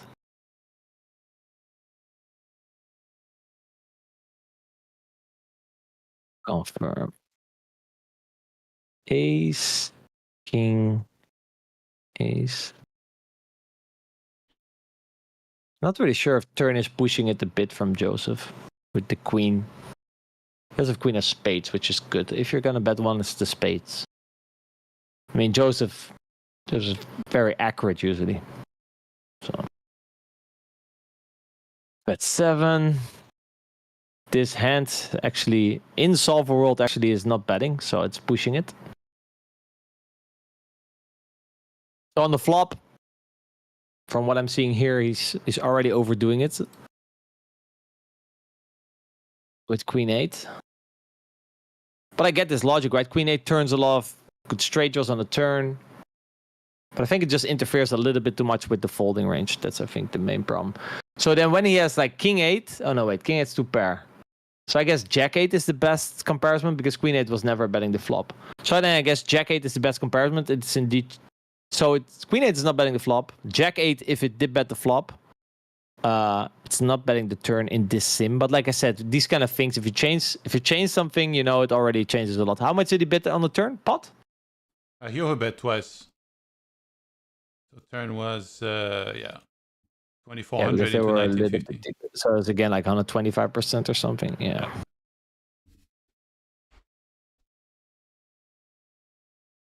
Okay. Like an 8 that you would bet. It's like 8-7, for example, is always betting. Actually, if we go bigger, jack 8 is actually always betting as well. That's pretty interesting. So you are betting at 8, but usually the 8 with the low card with it. Yeah. I guess it blocks a bit less folds, but like I said, this doesn't really matter that much. It's mainly the queen jack. Yeah, that's the thing, right? Queen jack is a hand the big blind always check calls, check folds, which is quite a lot of combos. So therefore, it doesn't really prefer to have a queen or a jack in it. Same with queen 10. How does it call that much queen 10 on the flop? What the fuck? Oh wow. Yeah, actually, big blind is defending a lot of check bet, a lot of queen 10, jack 10. So therefore, it doesn't really want to have these hands. Then on the river 10.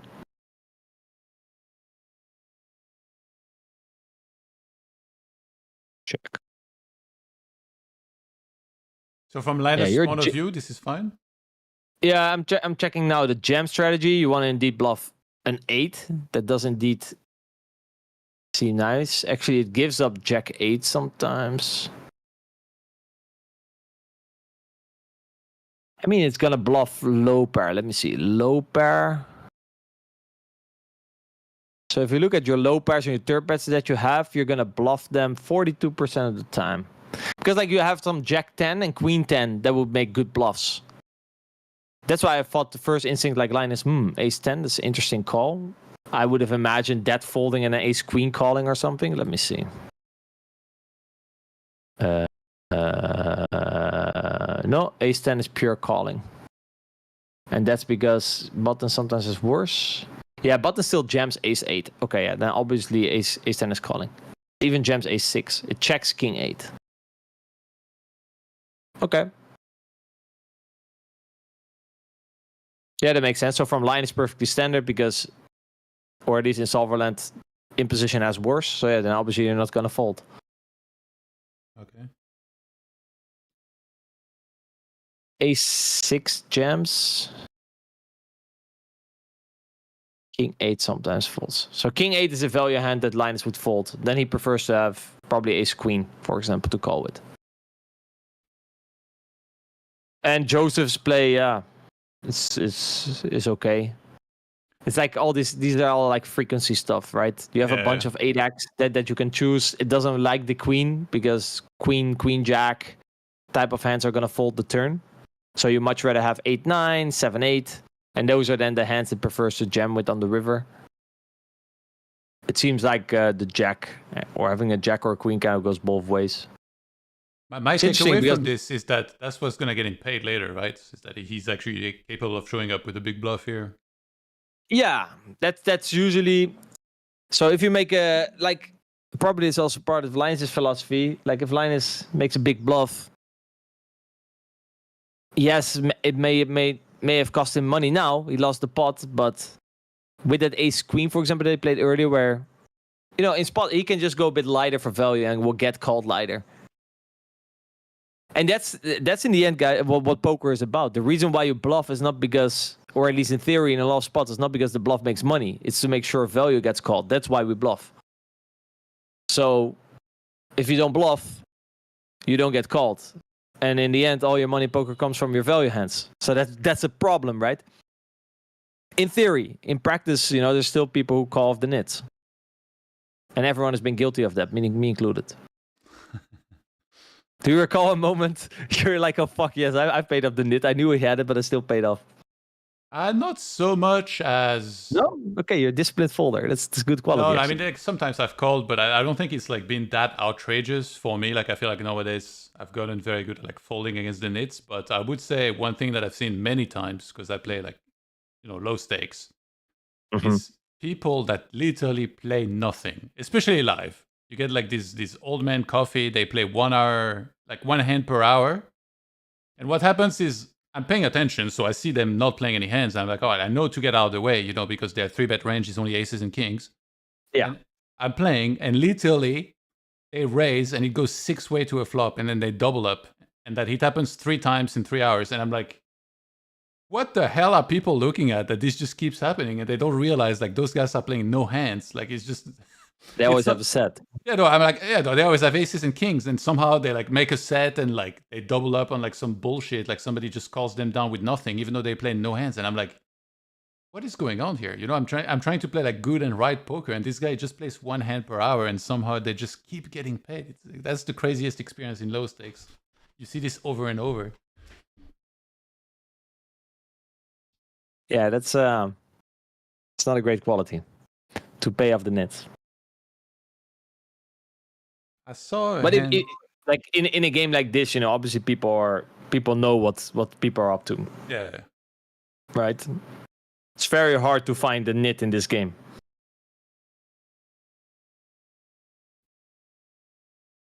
So we had a hand here. Matt Marinelli opens. Is 3-handed on the button. 2.5. Linus 3-bets.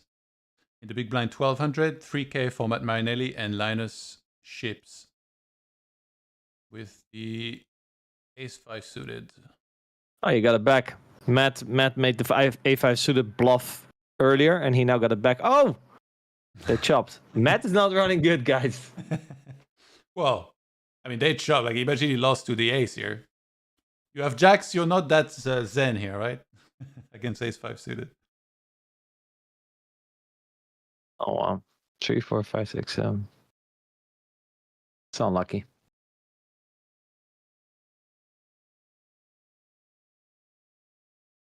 So Joseph is indeed playing one table with Matt and Linus. Yeah, we're getting quite short-handed. It kind of feels like around this time is when there'll be a bit of a break until later at nights, and I don't know, people get food or like relax a bit. And then they go at it again. Yeah, maybe Kevin's finally getting some sleep. Nice little massage. I mean, I think it's also like part of what's gonna determine the long-term winner is like it's a marathon, right? So who's gonna take good care of himself? Like maybe Kevin is just chilling there right now in the spa, getting his mind off poker, getting refreshed. Hey man, it's like knowing when to play, when not to play. There's so much more that goes into who's gonna be crowned the winner than just playing a good strategy. Yesterday, going into the day, Prodigy was up like, I think around 200K or something. And I asked him, have you considered just not playing anymore and maybe finishing at the top with the plus 200K?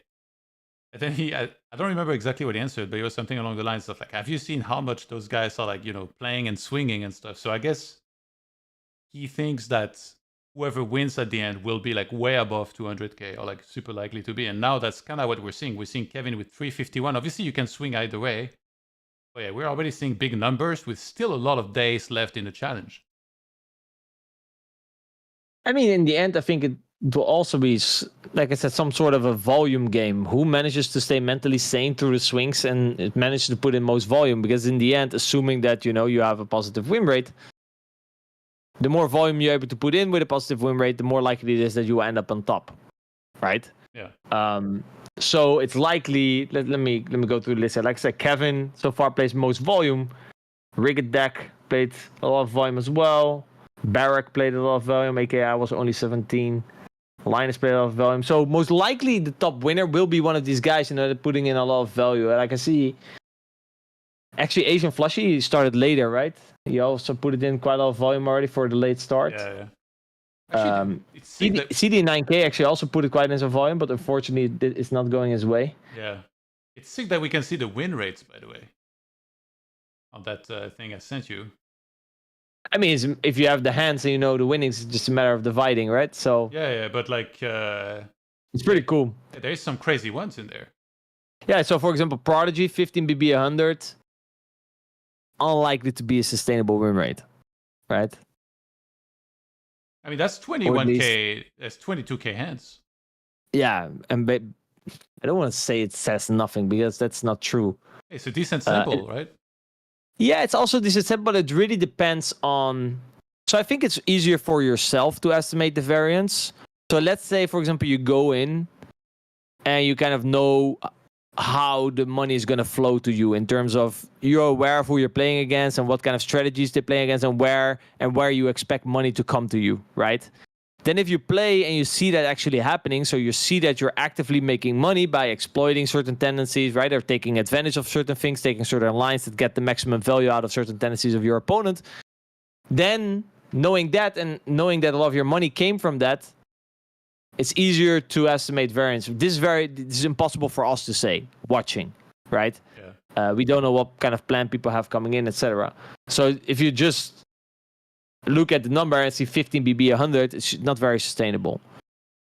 But I mean, there's no rake, so that does obviously boost the win rates. But yeah, I would say double digits is it's not very sustainable. And over 21k hands, it's still if you run very good, that will still be the biggest factor in who's going to be the winner. You cannot beat someone on a huge upswing. That's just not possible. I'm gonna show on the stream the leaderboard because I wish we had like a proper graphic.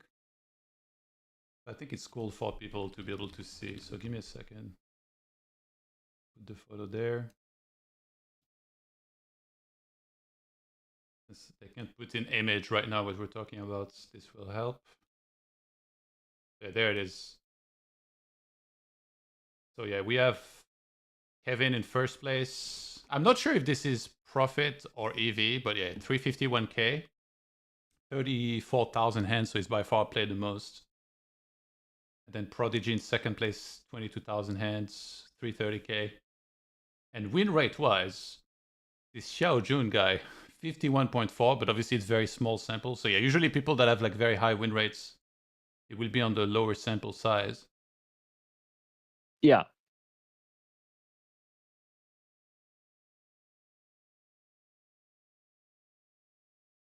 Stefan, actually, that's crazy. He played only 533 hands, and he lost 72k. So that's minus 136. Oh, Stefan came? Yeah, he was playing in the start. I think. Really? Yeah, maybe day 1 or day 2, but yeah, look at his win rate. 533 hands, he lost 7 binds plus, yeah, and then he stopped. So this is like I said, if you jump in, you start the challenge, and you lose 7 binds in 500 hands. Now it becomes a mental game. And he quit. Which is probably, if you know yourself, it could be a very good decision. Yeah. Like, you shouldn't also underestimate.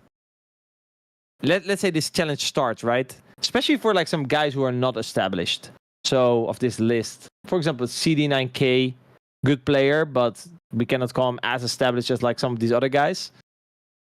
I feel like how the challenge goes really depends on how it starts. If you straight away go in a hole, it's very hard to get out of it. Like the compound effect of starting, with some momentum and therefore being confident and playing your A game more often, that has huge compound effect on like decisions you make in the future. Yeah. So running a bit good in the beginning, I think, is very important, especially to newcomers. Like for Linus, I don't think it matters that much. Do you feel like the amount of hands played by some of these guys is impressive, considering it's normal table, it's not like Zoom or anything, and then it's been insane, running. man. Yeah. But but on the other side, the game is, what can I say? So let's say normally if you would grind, some of your attention is also spent on closing games, opening games, finding games. So you have multiple sites open. Yeah. There's like this type of thinking consideration. Now you just fire up the tables. You sit down at 4 tables and you zoom in. You don't do anything else, right? Yeah. So you do, and obviously it's high level poker. But let's say, for example, there's a bunch of whales in the game that suddenly change the dynamics of the game. You get more weird spots, I guess. These games will flow a bit more the same, most of them. So I can see benefits and downsides in terms of mental energy spent. For sure, yeah. And if you guys want to see this exact screenshot and the rest of the list, because I think it's showing like 30, 32 or 33, and there is like 38 names. It's in the thread on 2+2. So December 2024 high stakes thread and page 32. Yeah, that's the latest page. It was posted there. If you guys want to keep track with it. Kevin also took first week off. Oh, that's even more impressive then. I guess a machine. Maybe he was in the lab, man, for his week. Just like, observing, seeing what's going on. Yeah. Which would be a good strategy, I think. Depending on how long the challenge is, I don't think at the beginning they knew the end date. Do they actually now know the end date? No, right? No, because like there will be a week off from the 23rd, the week of the 23rd, but then it will continue throughout January, and it's undetermined how long in January it's going to go for. It could be a short time, but there is a chance they make it go on for longer. I guess they will ask for feedback from players and then try and figure it out together. Yeah, I don't know how long, like 1 month, keeping this action up, I think it's definitely doable, right? Yeah. But how could long, end in January for sure. How long can you get these guys to go at it, Yeah. Hey, these guys love playing. Barack in Bahamas. Whenever he has any downtime, he's on his laptop playing, chilling on the Discord and hanging out with us. Yeah, like I said, man, it's you guys have created a unique environment, I think. Like, I think also that's actually what I see in my podcast as well. If you just get people excited about the topic, right? They're willing to share quite a lot of information. Yeah. Like just some of the conversations you guys had and that Kaki had with these guys analyzing hands, reviewing hands. I mean, the majority of paid coaching or content, etc., is not going to be at that level. Did you see that? And that's just because there's an event going on that people are excited about. Yeah. Again, I was like pleasantly surprised by how many of those guys came on the call and hung out and shared their thoughts. Did you catch that hand just now with Matt Marinelli? No. Replay it. Let's go. Let's see. This was open on the button, defense in the big blinds by Sonny. 10-9-6 rainbow. Big bets. And check call. Queen of clubs on the turn. Check. Big bet again. Call. 4 of diamonds on the river. Check. And big bet. Yeah, I mean, if you decide to bet the flop, I think the hand plays itself. But I think you can also check the flop. But it's fine. So is this just like the super simplified thinking of this hand, let's say? Is it big blind has a lot of hands that have to call like 1 or 2 barrel, but can't really call 3, and then you block the nuts. Or you're still thinking about your whole range, I guess. I think something to take in consideration with your actual hand. The only thing you have to take consideration here, I think, is do I bet? How big am I going to bet? So on the river, you probably have 2 sizings. I would say you have a very big one. Kind of depends also on Joseph's strategy, but I assume Joseph is going to check raise like some Jack 8, some Jack King on the turn. So you will have more nuts in your range on the river. And then you create a strategy where you probably have an overbet and a 3/4 bet.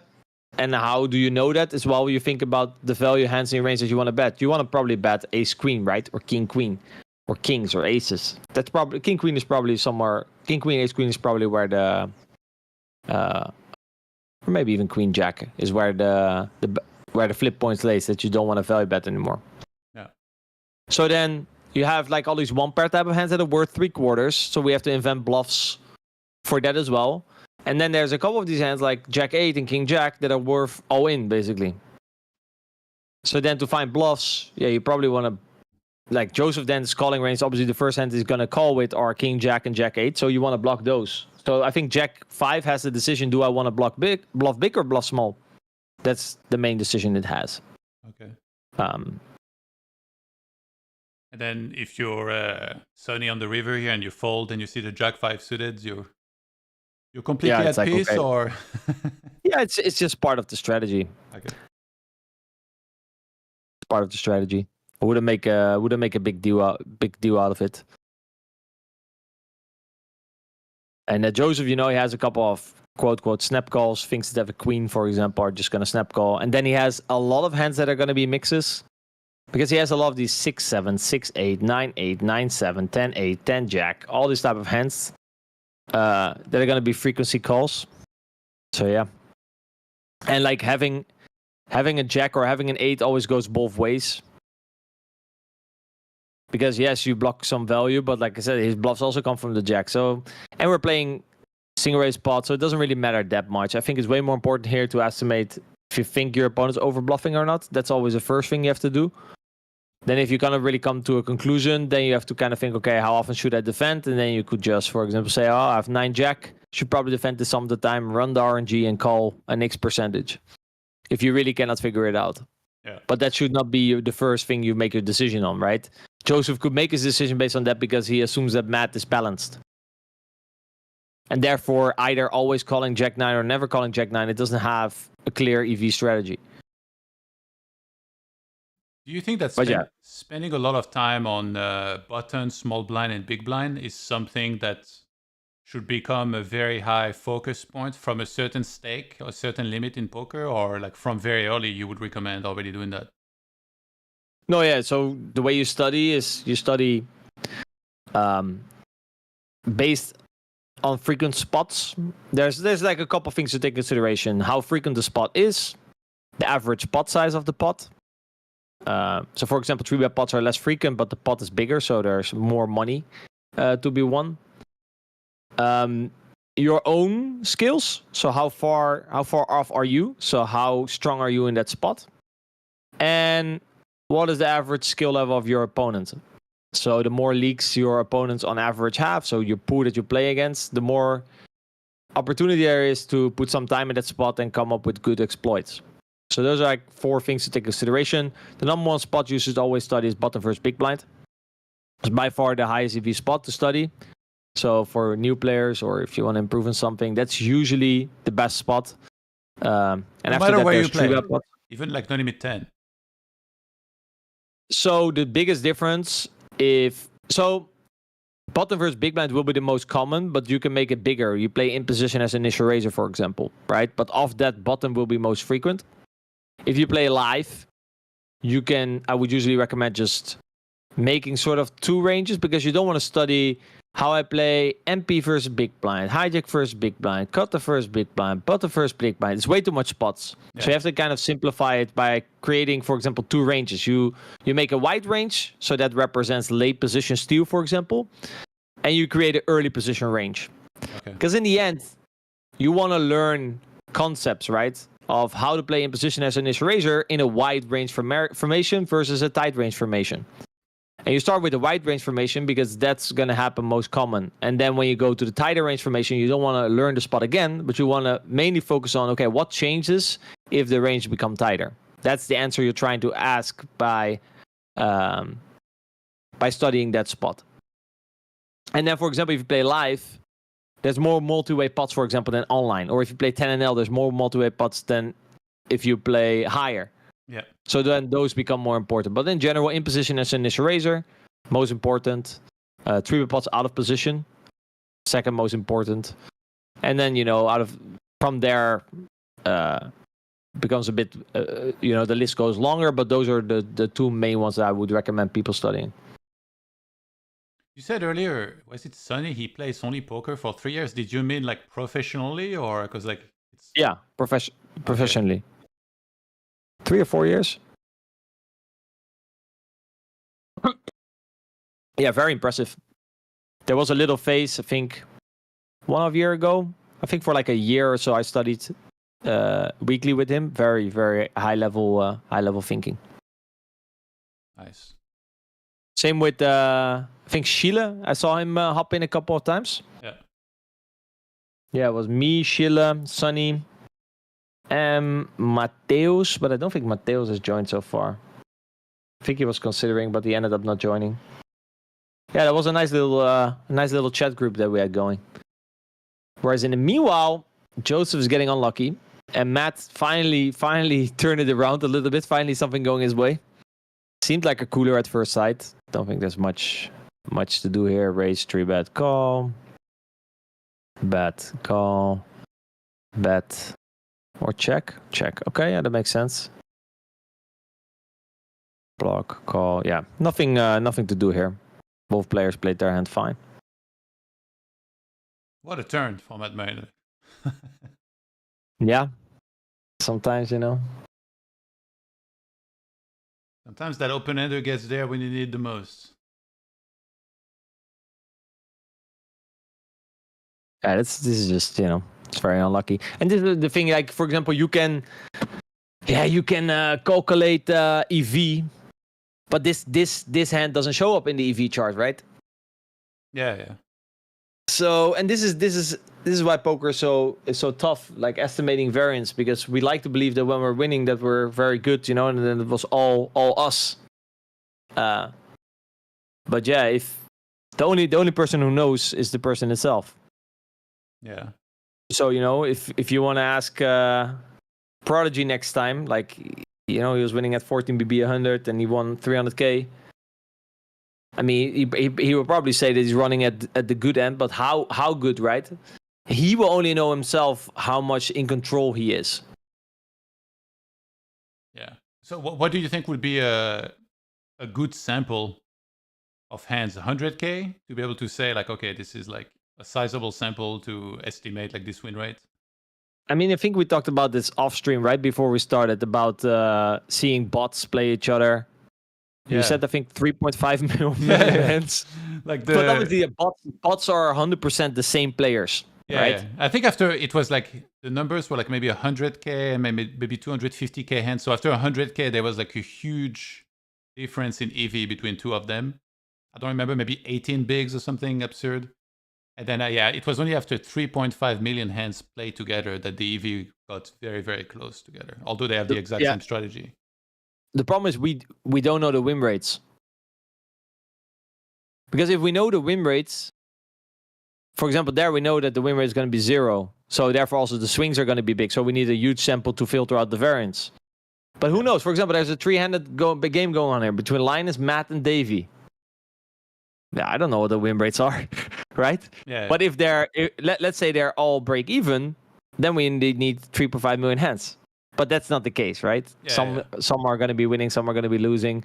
The problem is we don't know how much. Obviously, the bigger the edge, the smaller the sample has to be to filter out the variance. But we don't know. So even if they play 100,000 hands and we see a clear winner, obviously it gets reduced. You can put like, okay, he won 10 BB over 100K hands. How likely is it that this is variance? It will never be 0. But that's just part of the game, right? But I think the best 20K the best hands? way is. The best way is afterwards. You ask everyone who participated, who do you think played the strongest? Yeah. that could be an extra layer of determining who was actually the strongest player. But also, I would say, for example, so far Kevin has put it in the most volume. I mean, let's also give some respect to that. Yeah, for sure. Do you feel like the 22k hands of Prodigy is like on the lower end? It's like nothing for you? No, that's still amazing. I mean, it's still way more than the majority, right? There's a bunch of people here I see that has played less than 10,000 hands. I mean, Prodigy has played more than 20k hands. There's maybe only 8 players that have. Yeah, but I mean, in terms of meaningfulness of his win rate. I mean, obviously, the bigger his win rate, the less hands he has to play to estimate the variance. So if he keeps up 15 PB per 100, and let's say he has played 30 or 40,000 hands, it's very unlikely that he's a loser in the game. Yeah. Okay. But there's no number like 100k hands. But 0% taking out the variance doesn't exist. Yeah. I think I've heard that before. Like when you play a limit, to really know your win rates, you need to have like a certain amount of hands. I don't remember if it was like maybe 100k or something, but like, you know, let's say like you play no limit 50 or 100 and you really want to know what your win rate is, you would need like a really high number of hands to be able to establish that. I think also maybe we should change it. It's not so the one that wins here. Maybe we shouldn't call him the best player, but we should say he was able to perform the best in this period. That's not polarizing enough. I know, but that is more the truth. You know, and there's multiple factors. Like I said, for example, how you started off the challenge. You know, the first 5 hero calls that you made, if they were all right, you sit different in your 6th session than if they were all wrong. Yeah. So this is what I say right with variance. Like it's very hard to estimate because some is just also good play, but maybe you play good because the first 5 hero calls went your way. So there's so much more to variance than just all in EV. For sure. But in the same time, we should give credit because if it didn't go his way the first 5 hero calls and he still managed to show up in his A game, that's a quality, that's a skill.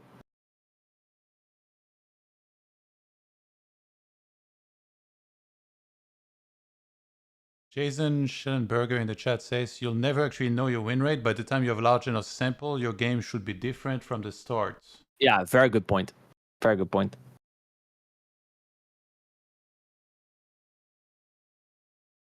Yeah, like I said, we know your win rate over that period of time. It's like at this moment. Linus putting Joseph to the test here.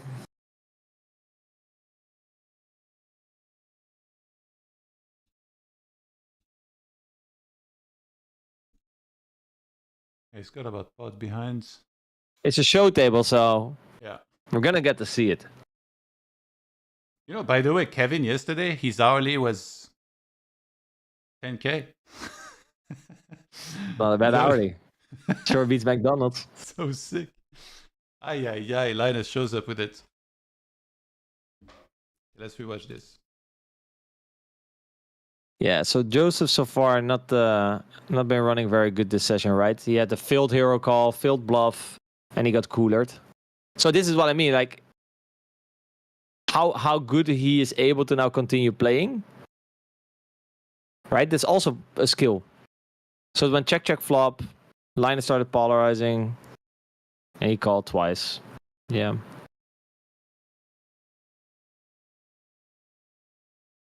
Yeah.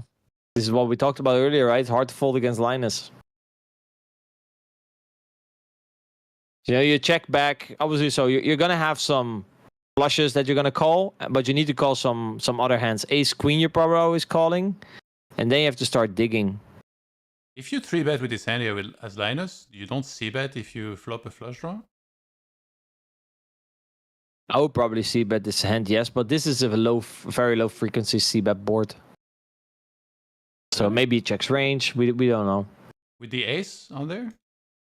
Yeah, but there's like connectivity in the low end, the deuce and the 6. Like button can have deuces, 6s. Also button can have 4s, 5s, 3s, flush advantages. Like in the future, some bad boards can roll off. And you're not very incentivized to bet kings and queens because they have a lot of equity versus the folding range. Okay. And yeah, for Joseph, like I said, in his shoes, it goes check, check, turn standard, river. Like he's going to have some flushes that he's obviously going to call. But that's not going to be enough to stop Linus from bluffing. So he's going to have to call extra hands. Yeah, he's going to have some ace-4 suited, I guess. That makes sense. Ace-queen. Probably is going to bet flop quite often. So yeah, then he gets to ace-jack. But I feel like ace-jack is the same as ace-5, for example. So yeah, then you have to figure out what hand is better to call. And then comes back to the blockers and unblockers again, right? So yeah, for example, a hand that Linus could have is something like Jack-10 offsuit. Or Jack-Queen offsuit. Or even suited. So I would say probably ace-7 or something is probably better. But yeah. I mean, Linus is pretty wild, right? So far, it's probably not a bad idea to pay him off. So can't blame him. Yeah. Linus with a 40k stack at this table. He's got a 44k at another one. But maybe he does this with ace-jack himself, right? That could be a consideration. Yeah. That's going to be very close here. If he does this with ace-jack himself, yeah, then it becomes a relatively easy call. They're playing another one right now. Looks like short-handed. And same position.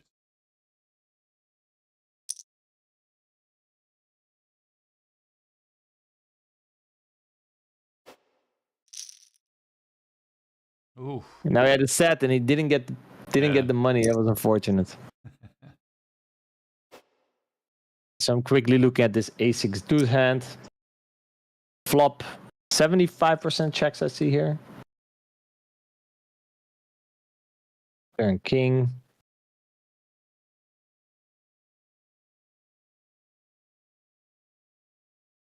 So 7-9 of hearts. In this exact sim is a full frequency check. Full frequency pot bet on the turn. So Linus is nailing it so far. Actually, it's not pot, right? He's betting what? 75? 80. 80%. That's pot. Ace jack obviously snap calling. River is the 4 of hearts. So probably Linus has two sizings here. I would say small and big. Because if he has ace queen, he cannot really jam. So then he has to bet small. So this kind of also depends on the strategy of Linus. Ace jack. So yeah, ace jack, it doesn't really matter. If you have a heart, let's say if ace jack with a jack of hearts, that would be preferred to call.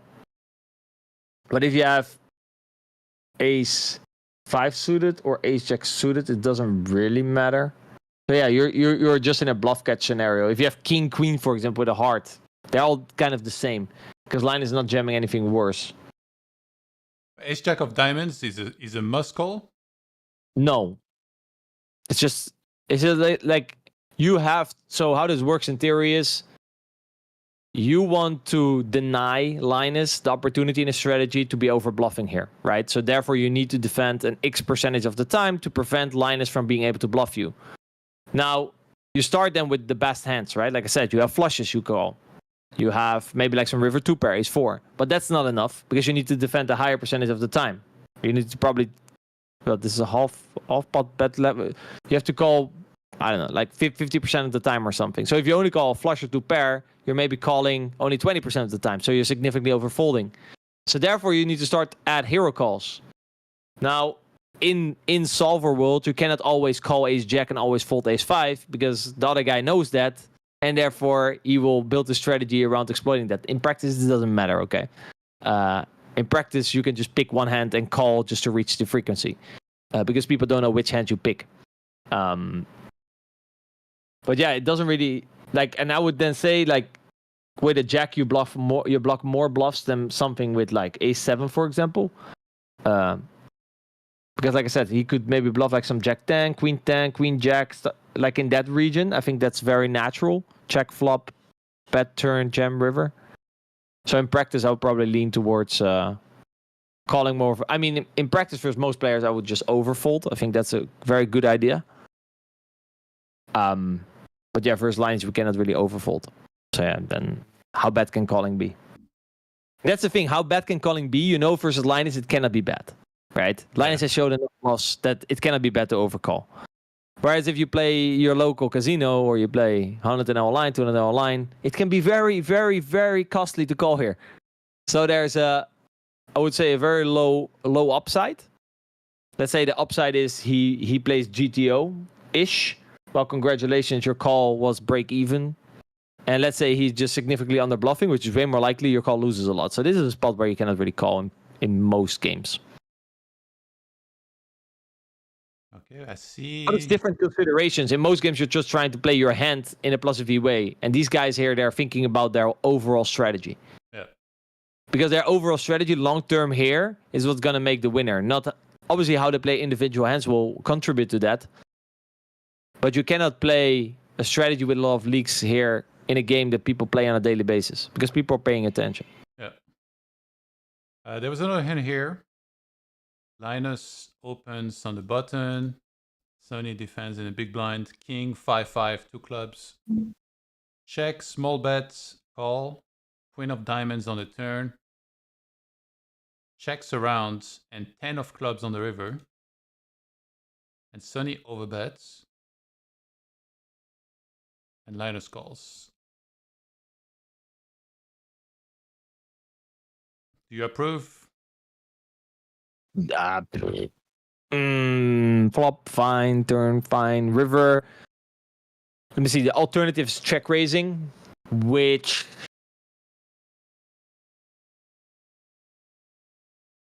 is maybe a bit too much.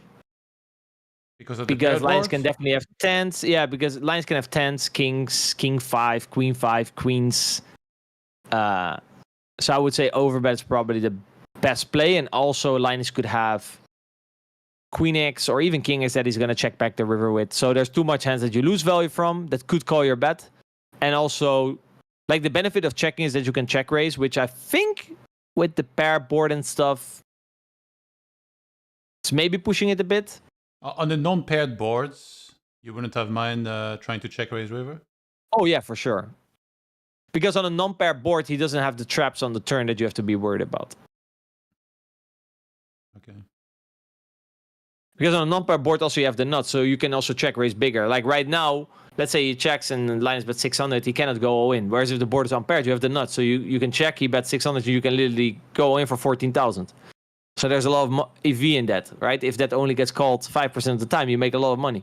Yeah. So, yeah, I think Joseph played this hand perfect.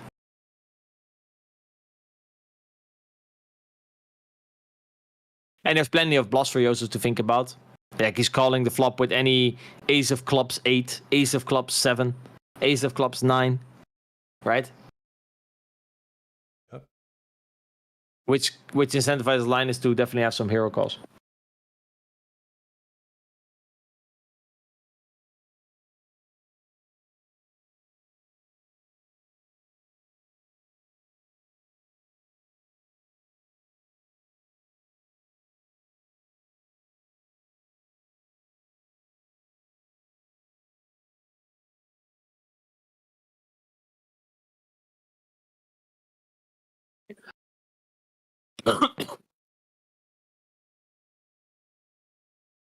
We see Matt finally here in the hand with Linus blind on blinds on one of those nasty runouts. Board.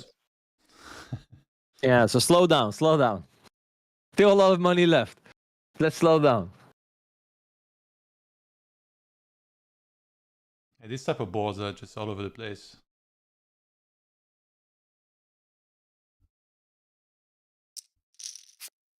Just a call, and the board pairs again on the river. With another 7.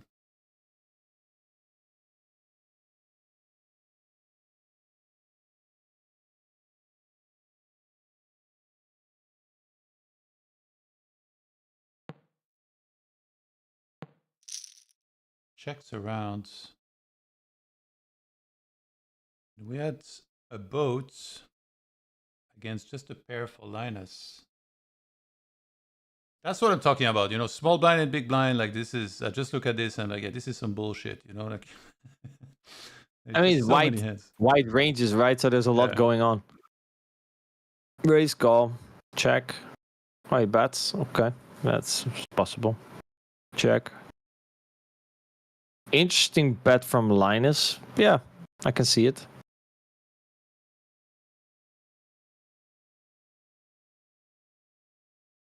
Yeah, river snap check. I was looking again at that other Linus hand that he played. Remember the one against David Jones where he got it in with the 10-8?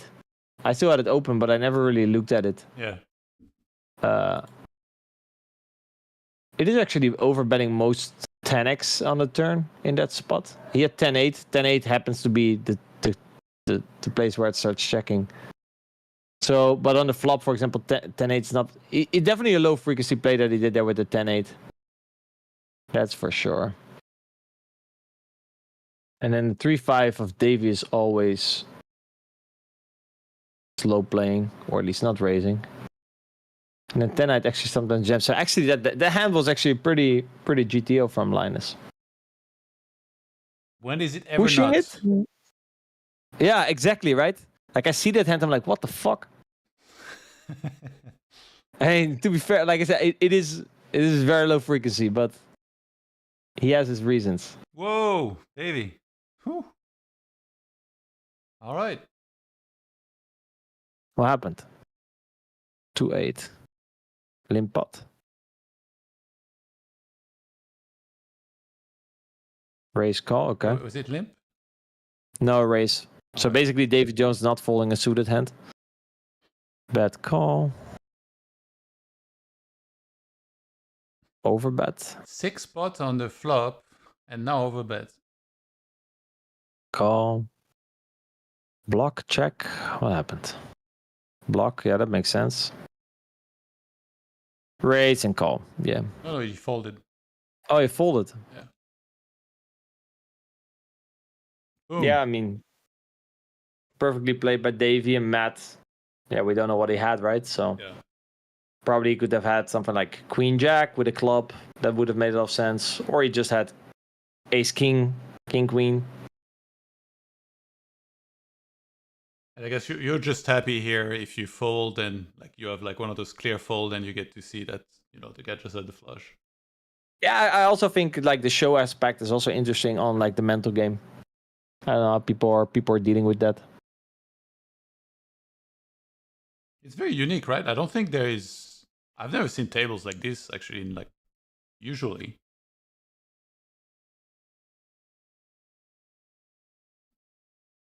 Like on the stakes I play, and yeah, I've never seen actual show tables. No. Already stuff. But I mean, for this high challenge, stakes. it makes a lot of sense. Yeah. Do you like the run it twice by default? If it should be turned on by default? Yeah, because I believe it is, because almost every time they go all in, there is always 2 runouts. So I just assumed it's. Yeah, I mean, I think you can decide to turn it on. If I'm not mistaken, I saw. Oh, is it in the options? Yeah, it is in the options normally. I don't know what they did for this challenge, but normally it's an option. Oh yeah, what the hell? I didn't have it on. I've had that experience. Oh fuck, I forgot. And then obviously you lose the flip. Yeah. So yeah, I felt that pain. But yeah, I mean it's just another way to reduce some variance. So yeah, definitely. I mean everyone should just turn it on unless you think, I don't know, you can tilt someone by it and you're Yamum. You wanna gamble? The only reason why you should maybe not do it is, let's say, for example, you are sitting at 100 big blinds deep and there's a recreational who sits like 300 big blinds deep. You want to get opportunities to double your stack. You're doubling your stack is worth more money because the recreational is very deep as well. So those would be situations in which you can actually turn it off. Yeah, but other than that, you just always have it on. There's a problem with this. I'm the recreational. Keep it off. Keep it on. Keep it on. I mean, but okay. So let's say there's a more recreational than you. Then you should turn it on. Turn it off. Noted. Basically, just if there's good future value in being deeper, yeah, there's it's worth inducing some extra variance.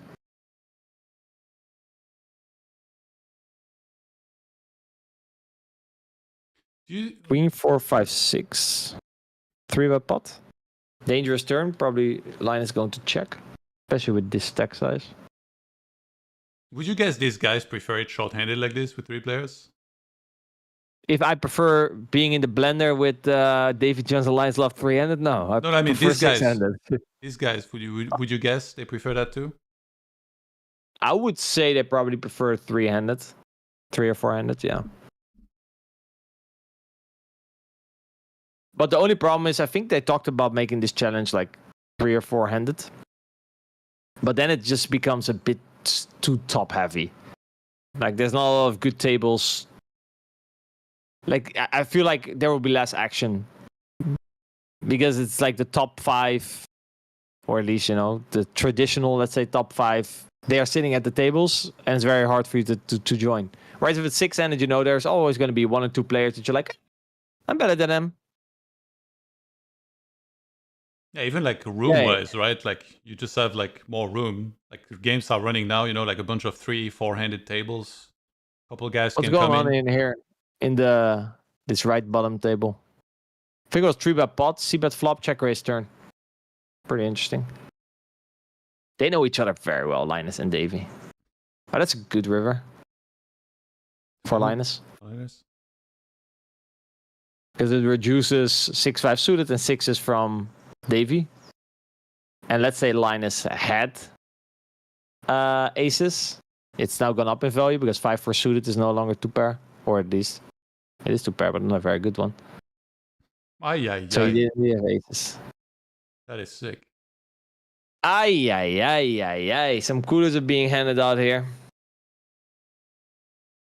Yeah, just 3-bet pot, C-bet flop, check raise turn. But he just called. Yeah, this keeps surprising me. Button against small blind. They're 1,500. They're 150 big blinds deep, so I guess you can sometimes call it. It's not the end of the world. Linus, call. All bet, call. Line is a bit forced to check quite a lot here. I think already on the flop, these are boards that in your average games, people listening are going to be over c-bet, probably. People put too much money in the pot, where this is a pretty good board for imposition. And on turn 5, it only makes it better for you because you have 7s, 8s, 5s, 3s. Yeah, I feel like if I have aces, I would bet that board for sure. Like only board I wouldn't bet is like Jack 10-9 or something. Davey bets 75%. Any min raises? Yeah. Sort of. Min clicks, yeah. Yeah. Davey just calls. I mean, David did like polarize quite a lot with this sizing. But again, like from a strategy perspective, Linus has to find some raises here. And especially if he thinks David Jones's bluffs are going to be very equity driven. So let's say pocket 3s, for example. Pocket deuces. That's probably the case why he wants to raise. I would say kings again is probably going to be the primary raise because you unblock all the ace queens, which is a very big part of Davy's value range. And he's very unlucky. He was very happy with this river, for sure. Yeah, that is sick. He will have less 5-4, less 6s. Yeah, very unlucky. Let's see, I think a hand just happened here. That's a nice hand. They don't slow down, man. It's just going everywhere. So raise, button, Davy Jones, Linus calls in a small blind. Yeah, mixing it up. And then Matt defense. So 3-way action to the flop. Check, check. Bet Check half. raise. Linus check raises. Matt folds. Davy Dream turn. Oh. repops it. Man, we see this so often. This is something that you really hardly ever see in... But we see it all the time. People repopping. I'm not very familiar with this territory. He calls and then he check jams the turn. Not. I mean, you have straight draw, flush draw. Not much you can do wrong there. And Dave indeed had a bluff. Dave probably had something like ace-3 suited. See, we went rabbit hunting. He would have got him there. Yeah, Linus played his hand fine. On another turn, like let's say like And they're at it again. Sorry? You see? They're at it again here on the left. On like a 7 of spades turn? No, he's just check folding. Oh, wait. 7 of spades does give him a gut shot. Oh, yeah, the gut shot as well. So if it's an 8 of spades, he's just folding. Okay. Or at least I would assume, unless he soul reads him on ace-3 and then... Like I said, again, it's like a very polarizing play, the flop 3-bet. They either have it or they don't. So you can make quite... we've seen so far that people make quite drastic reads on that. Yeah. And usually they think it's full of shit. Which makes sense, right? Because they're wrapping a very narrow value range, so it's easy to overdo it. It's not too interesting, I think. 3-bet. Big line it floats. Floats 10 jack of clubs. Yeah. For the optimistic viewers, straight flush in the future. You should not fold straight flushes in the future. Any bets turn. Yeah, that makes a lot of sense. Half pot. Yep. Yeah, Linus besting Davy Jones here in a revenge pot after getting coolered. And here they are again. These guys, they don't give each other a break. Actually, I was surprised earlier because Linus, there was a 4 tables running, and there was a 5th one with just Linus and Flushy. And I think Linus was the one that sat out first, which rarely ever happens. True, I mean, we don't know, right, what Linus was doing. Unlikely that Linus was afraid. Probably, just had some other things to do at that moment. Come on, let us steer some drama.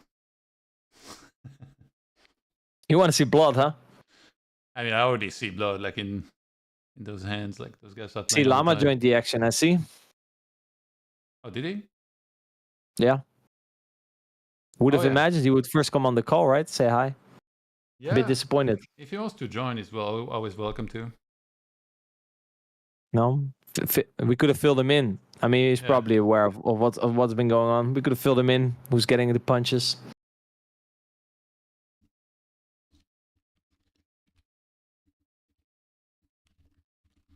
I'll ask him.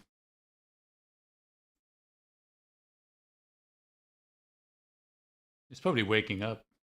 Okay, he said he joined. I'll invite him. I think it's gonna rehost the call, so you have to pick up again. No worries. I will also quickly go to the toilet then in the meantime. Okay.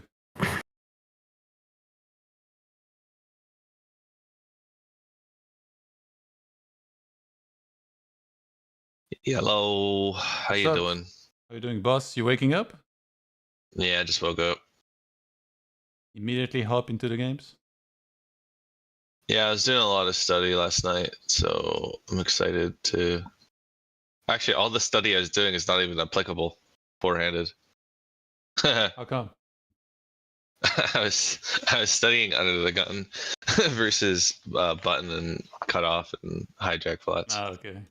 Yeah, yesterday you were talking about how like you didn't like 4 or 5-handed, I think. Yeah, last night was 5-handed. Yeah. Is it because like you played heads up in the past, so you just like playing, like those ranges, like the short-handed stuff? Oh yeah, I much prefer short-handed. Like my come up was on a 500 zone, which is mostly 3-handed. Okay.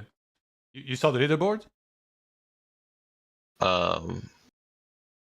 Is it Prodigy just infinite ahead next to Kevin? I'll send it to you. Because I know Owen did really well last night. Yeah. He's second. Kevin's first. Kevin, holy shit! Yeah, Kevin made 10K an hour yesterday. He played 18 hours and he had a pretty good hourly. I believe it. He was running really hot. Where am I? Fuck. Oh my god, I'm below 19th. Let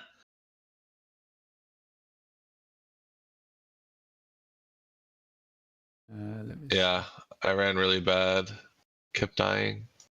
Yeah, you're 36, minus 153. I don't know actually if this is EV or like a profit. It's EV, I It's EV. think.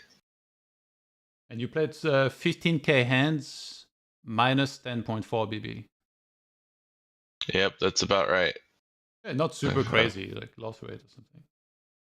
Yeah, I'm on a 40 something buy and downswing. It happens. Yeah.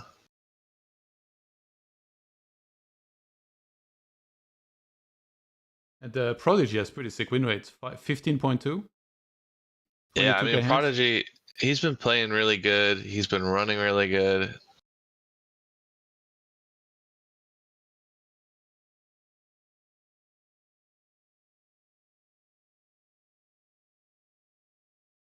Kevin's a monster. 18 hours yesterday. And he was still playing a little bit earlier here when I came on. Like we started 3 Really? hours ago. Yeah. I think he just stopped like a bit after we went on. Barak too, 28k hands. 0.6 BB. Yeah, I mean these guys are playing a lot. I mean Kevin's just Kevin's he's playing nonstop and crushing it. It's really impressive. So I don't know how he has that level of like. Is he like fucking doing meth or something?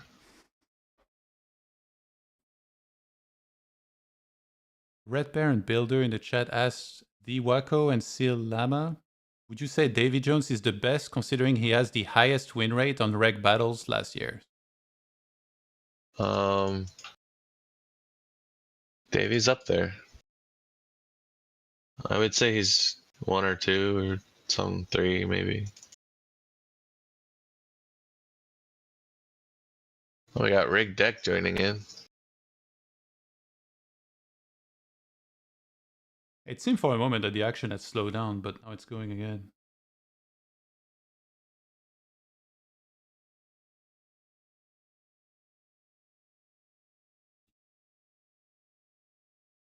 So Barak is actually not doing too bad. It sounded yesterday like he was struggling or something.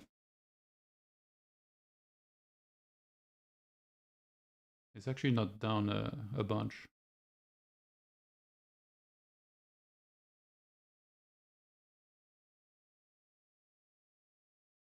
Yeah, Brock thinks he's running bad, but it's just normal run bad.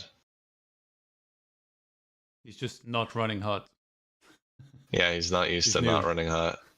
Yeah, exactly. Did you see on the screenshot Stefan's hands played? I didn't know this, but he only played 533 hands and he lost over 7 binds. So that's minus 136.3 BBs. It sounds like he's running almost as good as me. That's crazy.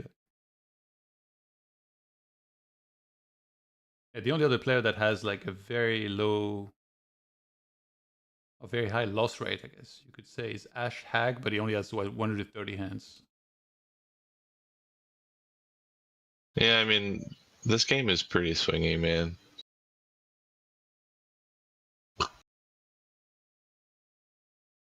Rig taking my position on every table.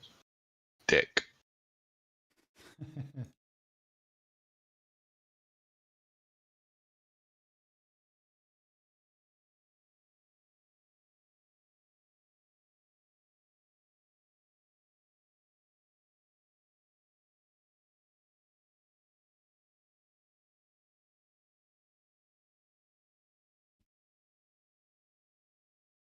Do you have a set amount of tables you like to start with? I think 3 or 4, depending on how many players there are. If it's like 3-handed, I like to keep it around 3. Okay. And if it's, like 4 or 5-handed, then going to 4 tables is fine. I think once I go past 4 tables, I noticed a drop in my own ability. What's up, Mr. Llama? Hi, who is this? Oh, Wakko? How you doing, Yeah. man? Good, man. How are you? I'm doing great. Doing good.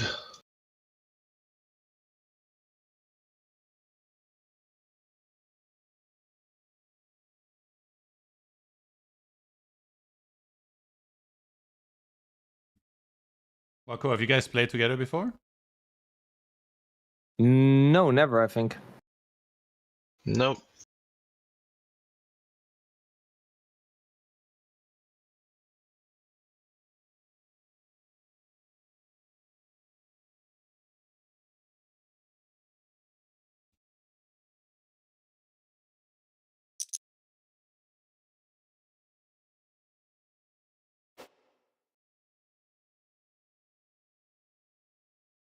I mean, we got in touch because I wanted to do a little podcast with Llama a little while ago.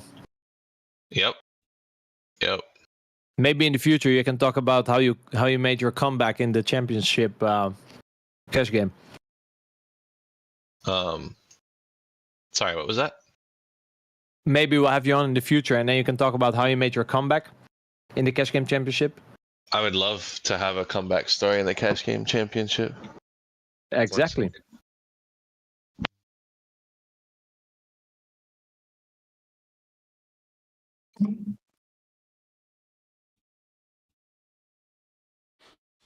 I guess there's some players that it feels will not return, right?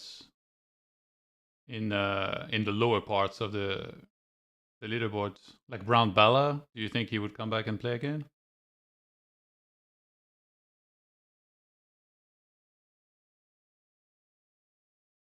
What do you think, Wakko? He just played. I mean, you never know. It feels like he played as a one-off, and then it didn't go great. Yeah, I think some guys, they maybe just took a shot. Maybe same for Diesel, for example. Yeah. It's pretty brutal. You're like, okay, take a shot, you lose 9 buy-ins straight away. And if you're not as established as, for example, like the Linuses, the Davies, just starting off with a 10 buy-in downswing, yeah, could kind of break your championship. Yeah, for some players, it probably pushed them to come back and try and have some sort of comeback. Yeah, but yeah, no, like Jasem, Mr. Silama here, Dotweiler. Yeah, I can definitely see them going for the comeback.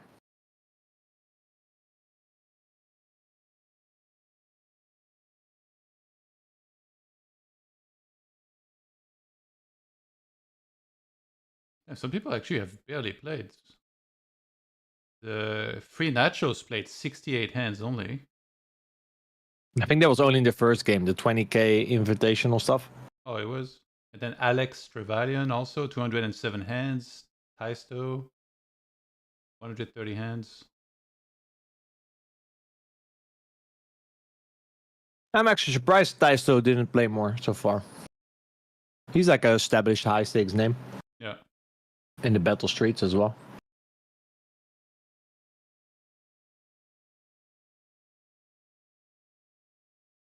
Round Beles said he hits his stop loss. Really? Yeah, exactly, right? People, people are like, they really think this event is a lot of fun. They'll reserve 10 buy-ins for it, for example. Like, listen, I'll give this a shot.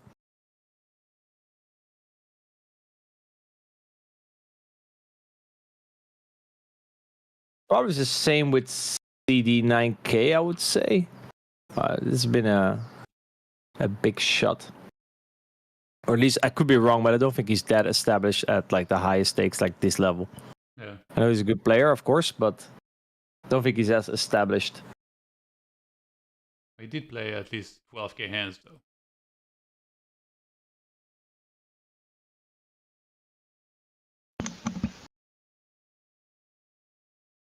Same hand.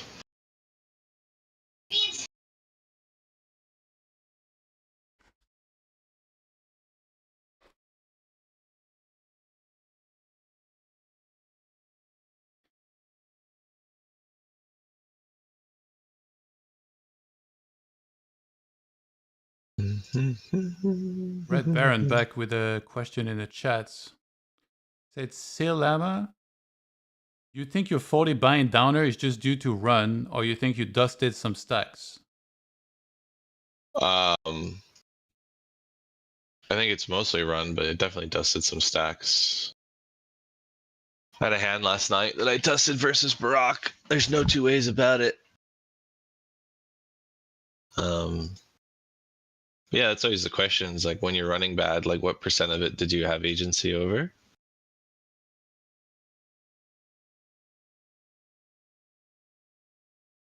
It's something that determines the skill, right? How much more do you lose than necessary? Yeah, exactly. I feel like I'm the type of player that usually loses max. Well, at least there's self-awareness there, man, which is also vital. Yeah. I don't know. Like, I think I'm a pretty aggressive player, so like if I don't have value to win it back, then I'm just dumping stacks. So I guess it also means it would be easy to have an upswing. You just have to make a bunch of hands. Yep. People are gonna pay you off. Yeah, it's kind of what we said in the beginning about Linus as well, right? If he goes on a run, get some good hands. Yeah. He's someone who's probably gonna get paid off. He has invested in it. Yep, Linus is the exact same. He's definitely. I don't know how much exactly he swung, but he was at the absolute top, went down in the negative, and then now he's back up. He probably swung around 20 mines. That's why your comeback will be even greater. Yeah, it's long coming. It's long coming, and I'm learning some things as well. You know, there's a lot of stuff in poker still to be learned, especially like with these like low rake sims. We've seen some. Lots of flatting. We've seen some min clicking on flops. TheWakko, maybe you can explain better, but like some bet, min raise, and then raise again. Yeah, there's been a lot of re-raising, flop raising, three bet pot, three betting. Yeah, something that you don't see every day.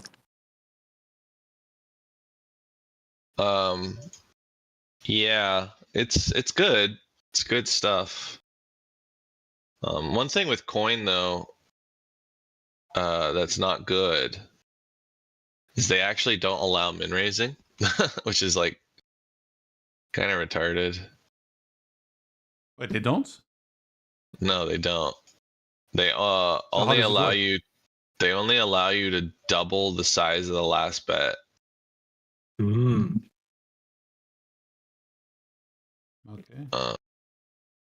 We let Davey take it down with 6 high. Oh well. You would have got there. Really? Yeah, so it's Yeah, three of rabbit diamonds holes on the of the river. three. Oh my god. Well, good then. I just.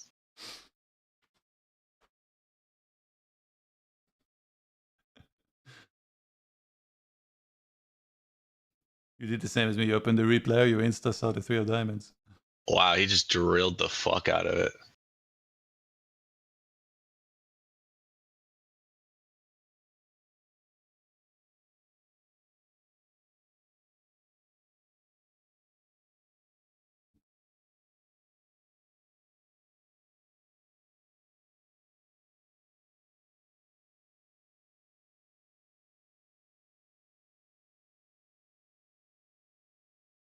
So Prodigy won 8 binds yesterday, and that's pretty sick.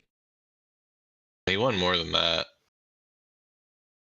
Well, he was like leaderboard wise, he only won 8 binds because at the start of the day yesterday he was at 25 binds. Yeah, I'm guessing like the cutoff or something made it so it was less obvious, but I think Prodigy won like 12 or 15 buy-ins. Nice. Yeah.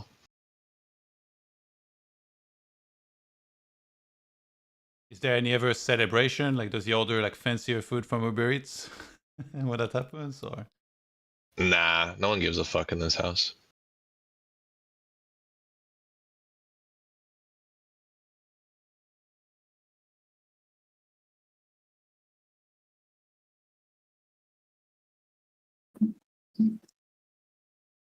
oh, yesterday we were talking about players that maybe could have played in this, or like live pros and MTT players and cash players. And Hmm. thinking of people in Vegas, one guy that I've seen playing in some high stakes MTT and sometimes cash, but also like PLO, Sam Soverel. Would this guy ever play in this? No, man. The only guys that could play in this are the guys that are playing right now. You don't see anyone missing? I mean, there's like Taisto, maybe. Yeah, I was surprised he only played like 180 hands. I thought maybe Limitless, or he has better things to do. I mean, Limitless could probably play.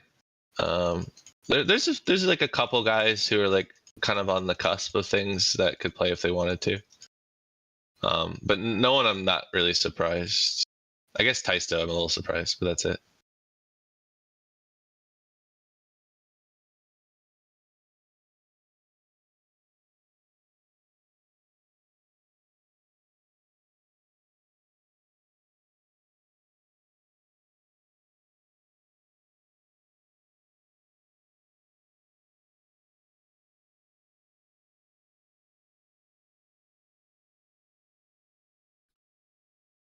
Sad Hussein said in the chat, Phil Ivey would dominate this field. Lol. Yeah, maybe.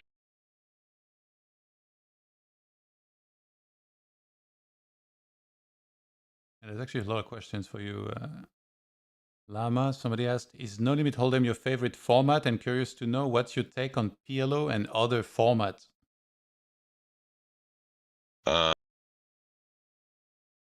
Not really a big fan of PLO, to be honest.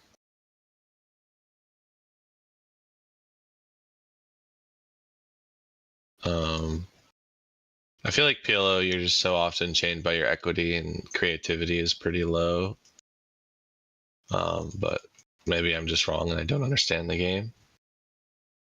And then No Limit, I love. And I haven't really played too much else. I like playing Taiwanese, if anyone knows what Taiwanese is. It's kind of a flip game, but there's a little bit of skill. Yeah, I know So Taiwanese. It's like you need to make multiple hands, right? exactly. Yeah, you need to if you get like 7 cards, you need to make a high card hand, a No Limit hand, and a PLO hand. Yeah. That's pretty fun. That seems like a degen game though. Yeah, it's a little on the degen side. Actually, someone mentions Kurinov as well. Victor Kurinov. Someone. Is that Zas? Yeah. Yeah, I think Zas is missing as well. He kind of had a bad downswing and seemed to be like going AWOL. But Yeah, I haven't seen him lately at the higher stakes, in the last year or so.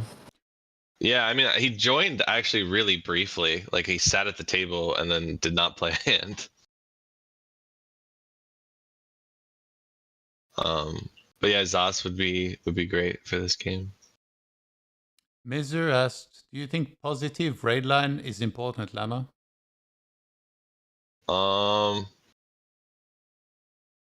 I mean, it's pretty hard to do in this particular challenge with all the flatting and multi-way. Red line kind of disappears through the blinds.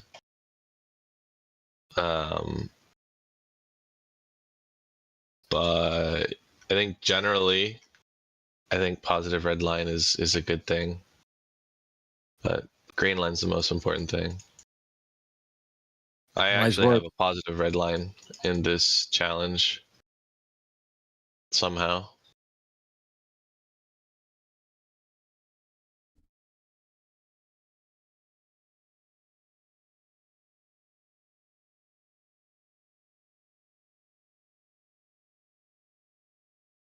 You said you did some studying. Did you review some of the bigger hands also that you played with, maybe with Prodigy or on your own? Honestly, the biggest hands that I'm playing are, aside from like a few questionable ones, it's all standard stuff, you know? Yeah. It's like just like uh all in pre-flop or set versus straight, that kind of stuff. A two pair versus whatever. I think more importantly is like the medium sized pots, where a lot of things can get lost. And so that's where unless there's like any obvious punts in the big pots, I actually try and focus more on the medium sized pots and like frequencies and stuff. But yeah, if you look at like my biggest lost hands, it's a lot of them are just all in pre's or set over set or whatever the fuck. Yeah. Yeah, I remember looking at like some bot versus bot hands, and even over millions of hands, the all-in pre-flop win rate was very much difference between the winning bot and the losing bot. So all-in pre-flop, yeah. Yeah, it's all in pre-flop is brutal. I'm on a 15 buy-in downswing right now and all in pre-flop. So like it's like okay. Maybe the next time they should like sort of have like a cooler rule or something. As soon as it's identified as a cooler, we just chop it pre-flop, reduce some variance. Yeah, I don't know about like the cooler rule, but maybe just like all in like standard all in pre-flops, like Yeah, remove those. yeah, at least But remove then those. there's a little cutoff at some point, the gray line between what's considered standard or not. So, but yeah, Yeah, what we all agree on. yeah. I mean, there's definitely like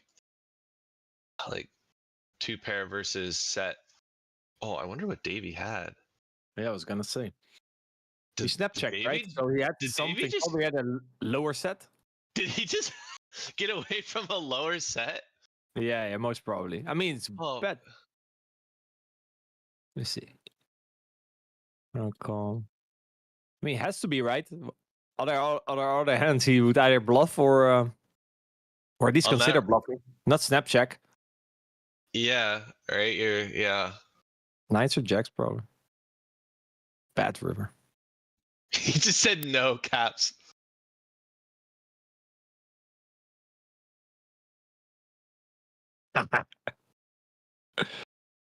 Maybe he had aces. Yeah, that makes sense. Yeah, flatting aces pre for 14 bigs can't be. Yeah, he had AA. aces. Yeah. But can you trust something that someone says like this? Yeah, I trust Davey. Okay. I mean, like, if Davey doesn't want to say, he's not gonna say. If Davey's gonna say, Yeah. then Davey's not gonna lie. Um, that's Also, my take on things.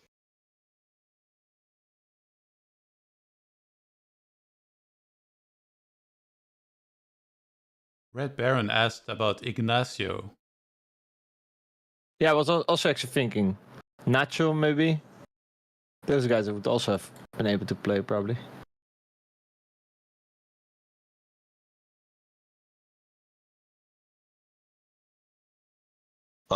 Nacho, Ignacio Moron.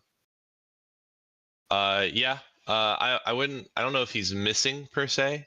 He pretty much tried his high stakes fight everyone, and it didn't go very well. That's true.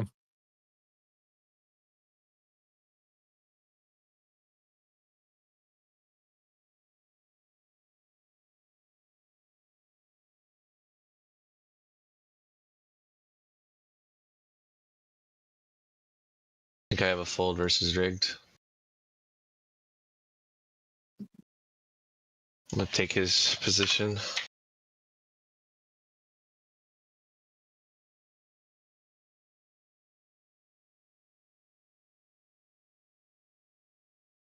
You see this hand, Wakko?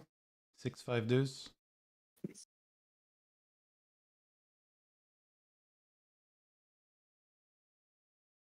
A little leady.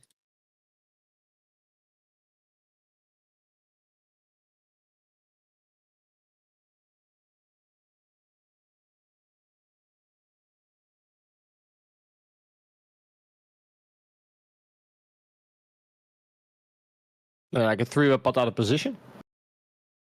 I'm Line not, is called. not sure.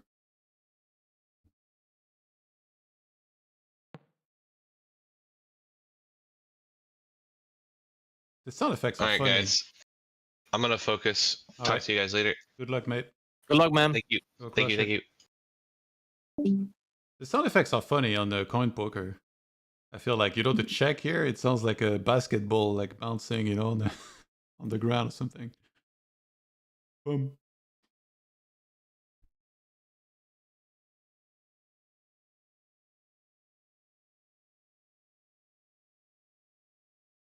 We see a half pot size bet by David Jones on the river, so 6-5 deuce. Leaving some room. Leaving some room. You never know with Linus. And unfortunately, not the show table. Let me see. It was no, it was just bottom big blind. Yeah. Check raise. Block. Yeah, makes sense. Check fold. All right.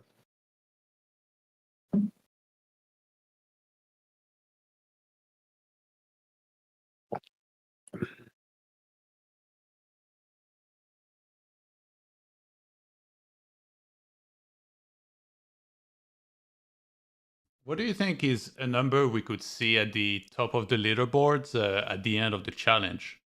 Because right now it's day 17.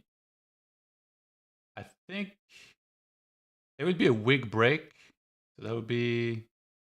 Okay, let's say there is like 30 days total in the challenge. Let's just assume we don't know yet for a fact.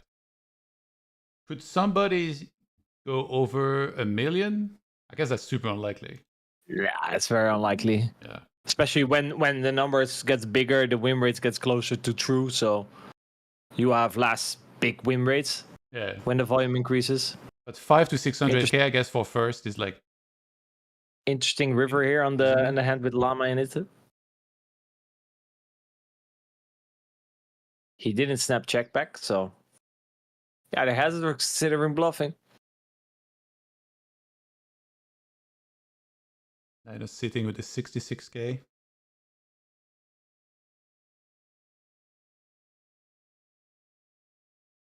He said, I'm going to focus. And he throws out the 3x pop bet and starts tripling it off.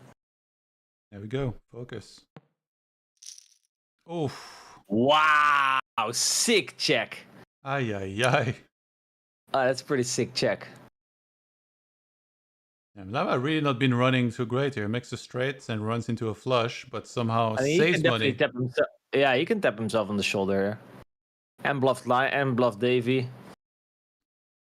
Yeah, let's rewatch that. So open. He started doing this, by the way. He opens 2.47. Right. He flopped it, right? That's big. Yeah, he flopped it. Linus calls. 3 of hearts on the turn. Over bets. Linus calls.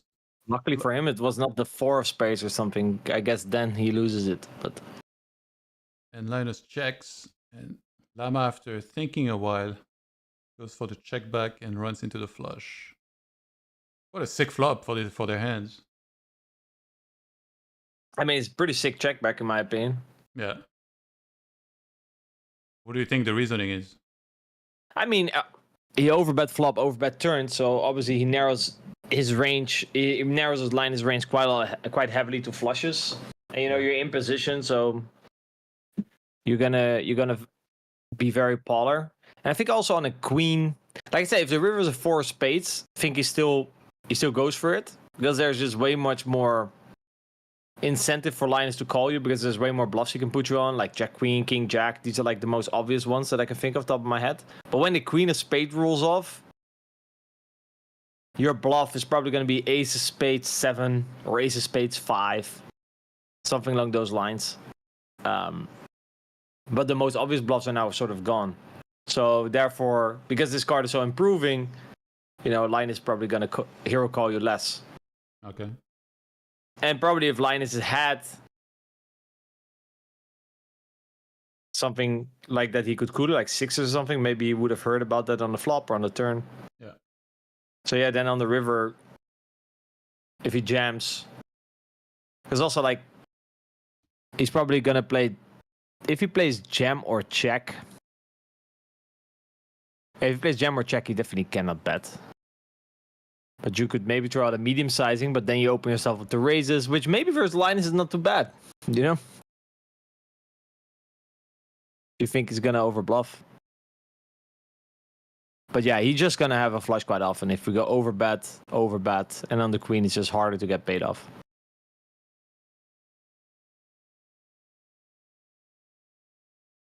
I know, like Linus has been.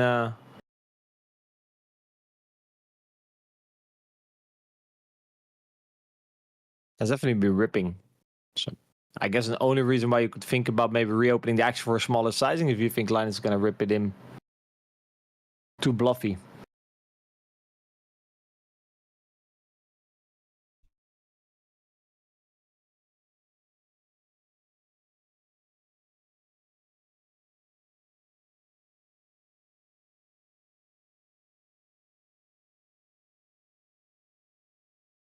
For some reason, I feel like a lot of pots are happening on the no-show tables, which is kind of heartbreaking. Because I would love to see as many showdowns as possible. Yeah, we've been a bit unlucky in that regard. I agree.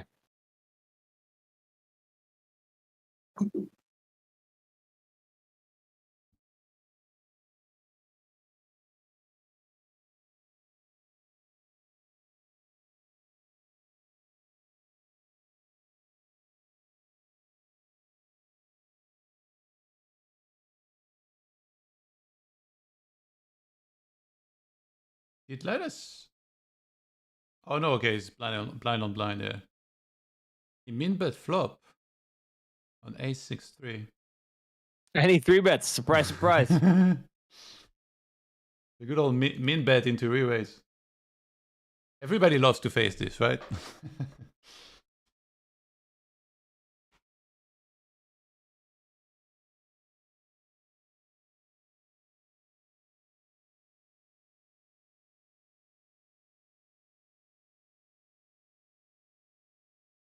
Okay, just to let you know, by the way, I'll be in.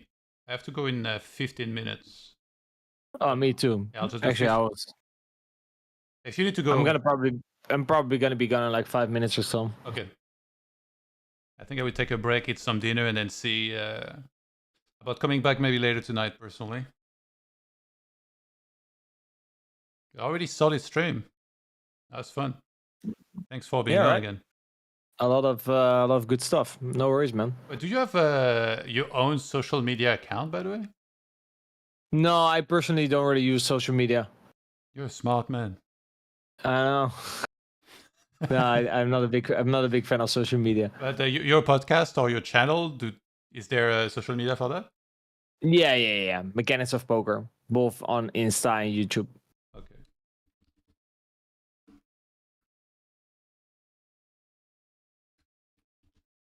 I'll follow now.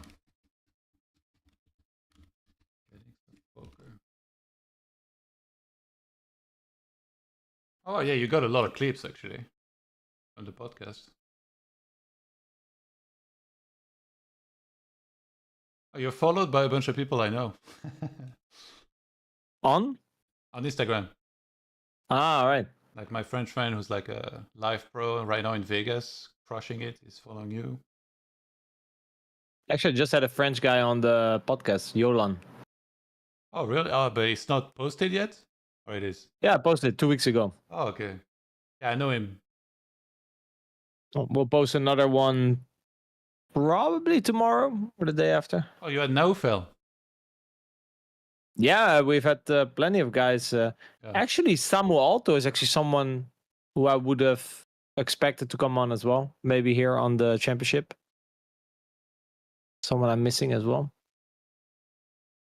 Wait, there's a guy called George Umad Bro. Yeah, he was actually on the call with Kaki in one of the hand history reviews where you have Mikey Boyfin and George. Yeah. George is like he's like the head coach at BitB Cash. Very well known in the community. especially for a lot of the good things he did also around the boycott when GG raised the rake. He's like very good at organizing. He organizes stable. He organizes things for the high stakes community. Yeah, he's definitely a very good positive influence. Great podcast as well. And we had Chris, Luca Braid, right? Chris Nagoon. We had Sheila, who took some shots as well. We've had a lot of guys on, man, who were playing. Yeah, you had Uri Peleg. Yuri. We had Dutweiler. Moonestar. Moonestar. Yeah, Moonestar was actually a great pod. Kaya Mokri. Prodigy. Every podcast is like 2 to 3 hours. Yeah, I mean, we cover people's whole stories, right? Yeah. And these are interesting people. So if you start like from the start, there's just so much interesting stuff to ask. Like sometimes I listen to some other podcasts. We had Barrack, Matt Marinelli. I think Joseph. We had so many guys on who are in the challenge. Weiler. I see Goose. Maybe that's older because actually, I'm surprised as well. Jay and Big Joe. He could have been in here as well. Yeah. We had Joe Viral, not a French guy, right? Yeah, Yo Viral, yeah, fellow Frenchman. Maybe I would have liked to see Pats take a little shot as well, as an ambassador for Coin Poker, Yeah. Poker enthusiast. I always considered Pats more of an MTT guy, but I see on his... He is, but on his Instagram, he's playing some sort of like mixed games and cash games or something in Vegas these days quite a bit. Yeah, the thing is, these games and these guys, they are very, very studied. Yeah. So they're not boxed into like one 6 max, game no type. limit, hold'em, 100 BB. It's a very studied game, right? Yeah. So yeah. I can get it, but I would have expected maybe, to take a little shot. Maybe even Mario Musbach, as like I said, as representative of Coin Poker, maybe reserve a couple of buy-ins and take a little shot. I think it would be nice to at least get them on the commentary at some point to hear from them. Yeah, for sure. I mean, Pats makes great content, man. Very fun guy to listen to. What's your ultimate wish list for the pod then? Woo. Linus? Yes, I mean for sure. Obviously, Linus. If you had Linus on the pod, would it be 6 hours? I mean, it really depends, right? To be honest, I've never... Let me see. Did I ever meet Linus in person? I don't think I've ever actually met Linus in person or talked to him in person. But I like the small amount of interviews or stuff that I've seen. I mean, they usually ask very bad questions, in my opinion. Yeah. And also, you have to make the guests feel comfortable, right? That's an important thing. So I would be curious how that conversation would go. If he feels comfortable and likes to have a chat, and if we can get, topics going that he's passionate about, I think it will be a great podcast. Because also, like, as a podcaster, sometimes you have a guest on, and often I don't even know the guests yet. Obviously, I've done some research, but I've never had a big chat with them. Yeah. So sometimes, you ask a question, and within 10 seconds, it's back on me again. I'm like, okay. I have to do more talking in this podcast. And sometimes you deliver a question, like, for example, with Pats, I give the guy a question, he talks for 15 minutes, Yeah. So it's... but usually what we get, like we have had a lot of guys on who this was their first podcast ever. And usually after 3 hours, they say, oh, wow, 3 hours flew by. Had no clue, And it didn't feel like forced or an interviews type of thing at all. It's just a chat about poker, And who doesn't like to chat about something that they're passionate about? And who doesn't like to chat about their own story? Right? For example, your history is in gaming, right? Yeah. Or you are in gaming? Yes. If we would have a podcast and I would start asking you questions about how did you start gaming and, what was like a high point in your gaming career? Win? Hello? Hello? Hey, what's up? You joined and they left. Yeah, everyone's terrified. Makes you the goat. I saw the shark. Man, sick check back, man. With the 7-8, you dodged the bullet there. Oh, that was a weird one, man. You probably played around half pot check. It's like, Well, no, it's just playing all in on the river there, probably. I don't Yeah, know. I was thinking if you play all in, it probably gets a bit thin. But I have seen Linus, if you give him some room, he's been ripping his stacking quite a lot. So I thought maybe a half pot gets him maybe a little bit curious. But yeah, then you do put yourself in dangerous territory. If you just play jam or check, it does make life a lot easier. The thing is like on that river, a straight is worth all in. So, and we're not value betting worse than a straight, so it's just all in or check there. But it's just like with the 10 uncovered, I was a little scared. Like if the 10 and the 9 suits were swapped, I'd probably rip it. If it was a different spade river, like other straights didn't come in, I'd Yeah, like probably 4 rip spades, it. right? 4 spades, you're all in.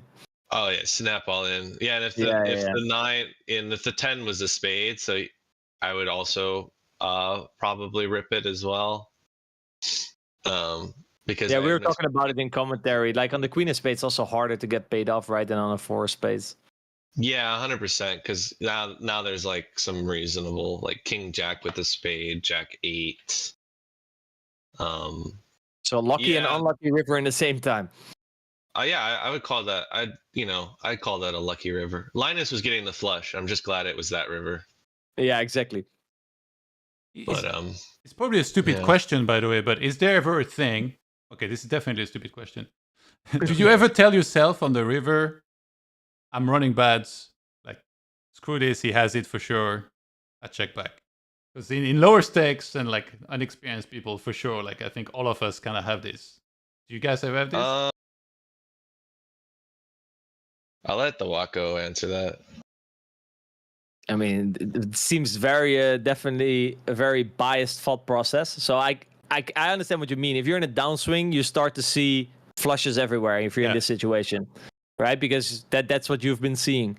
But it's biased, and I think another quality of the guy who's going to win this, and of all these high stakes guys, they manage to override their bias. They manage to continue to think rationally and logically, even on the high pressure situations and regardless of what has been happening. Obviously, they will not be as objective as if they would not be in a downswing, but whoever stays closest to objective wins. Again, like the skills of a poker player are, there's so much more than just have thought out your strategy. Makes sense. Yeah. I don't know. Like I feel like in poker there is some momentum. Like it definitely feels like when it rains it pours, and when you're running good, you're running good. It does. Yeah. I don't know. I know like scientifically that's not a thing, and maybe it's like when you're running good you're in flow state, and when you're not running good you're playing worse. Yeah.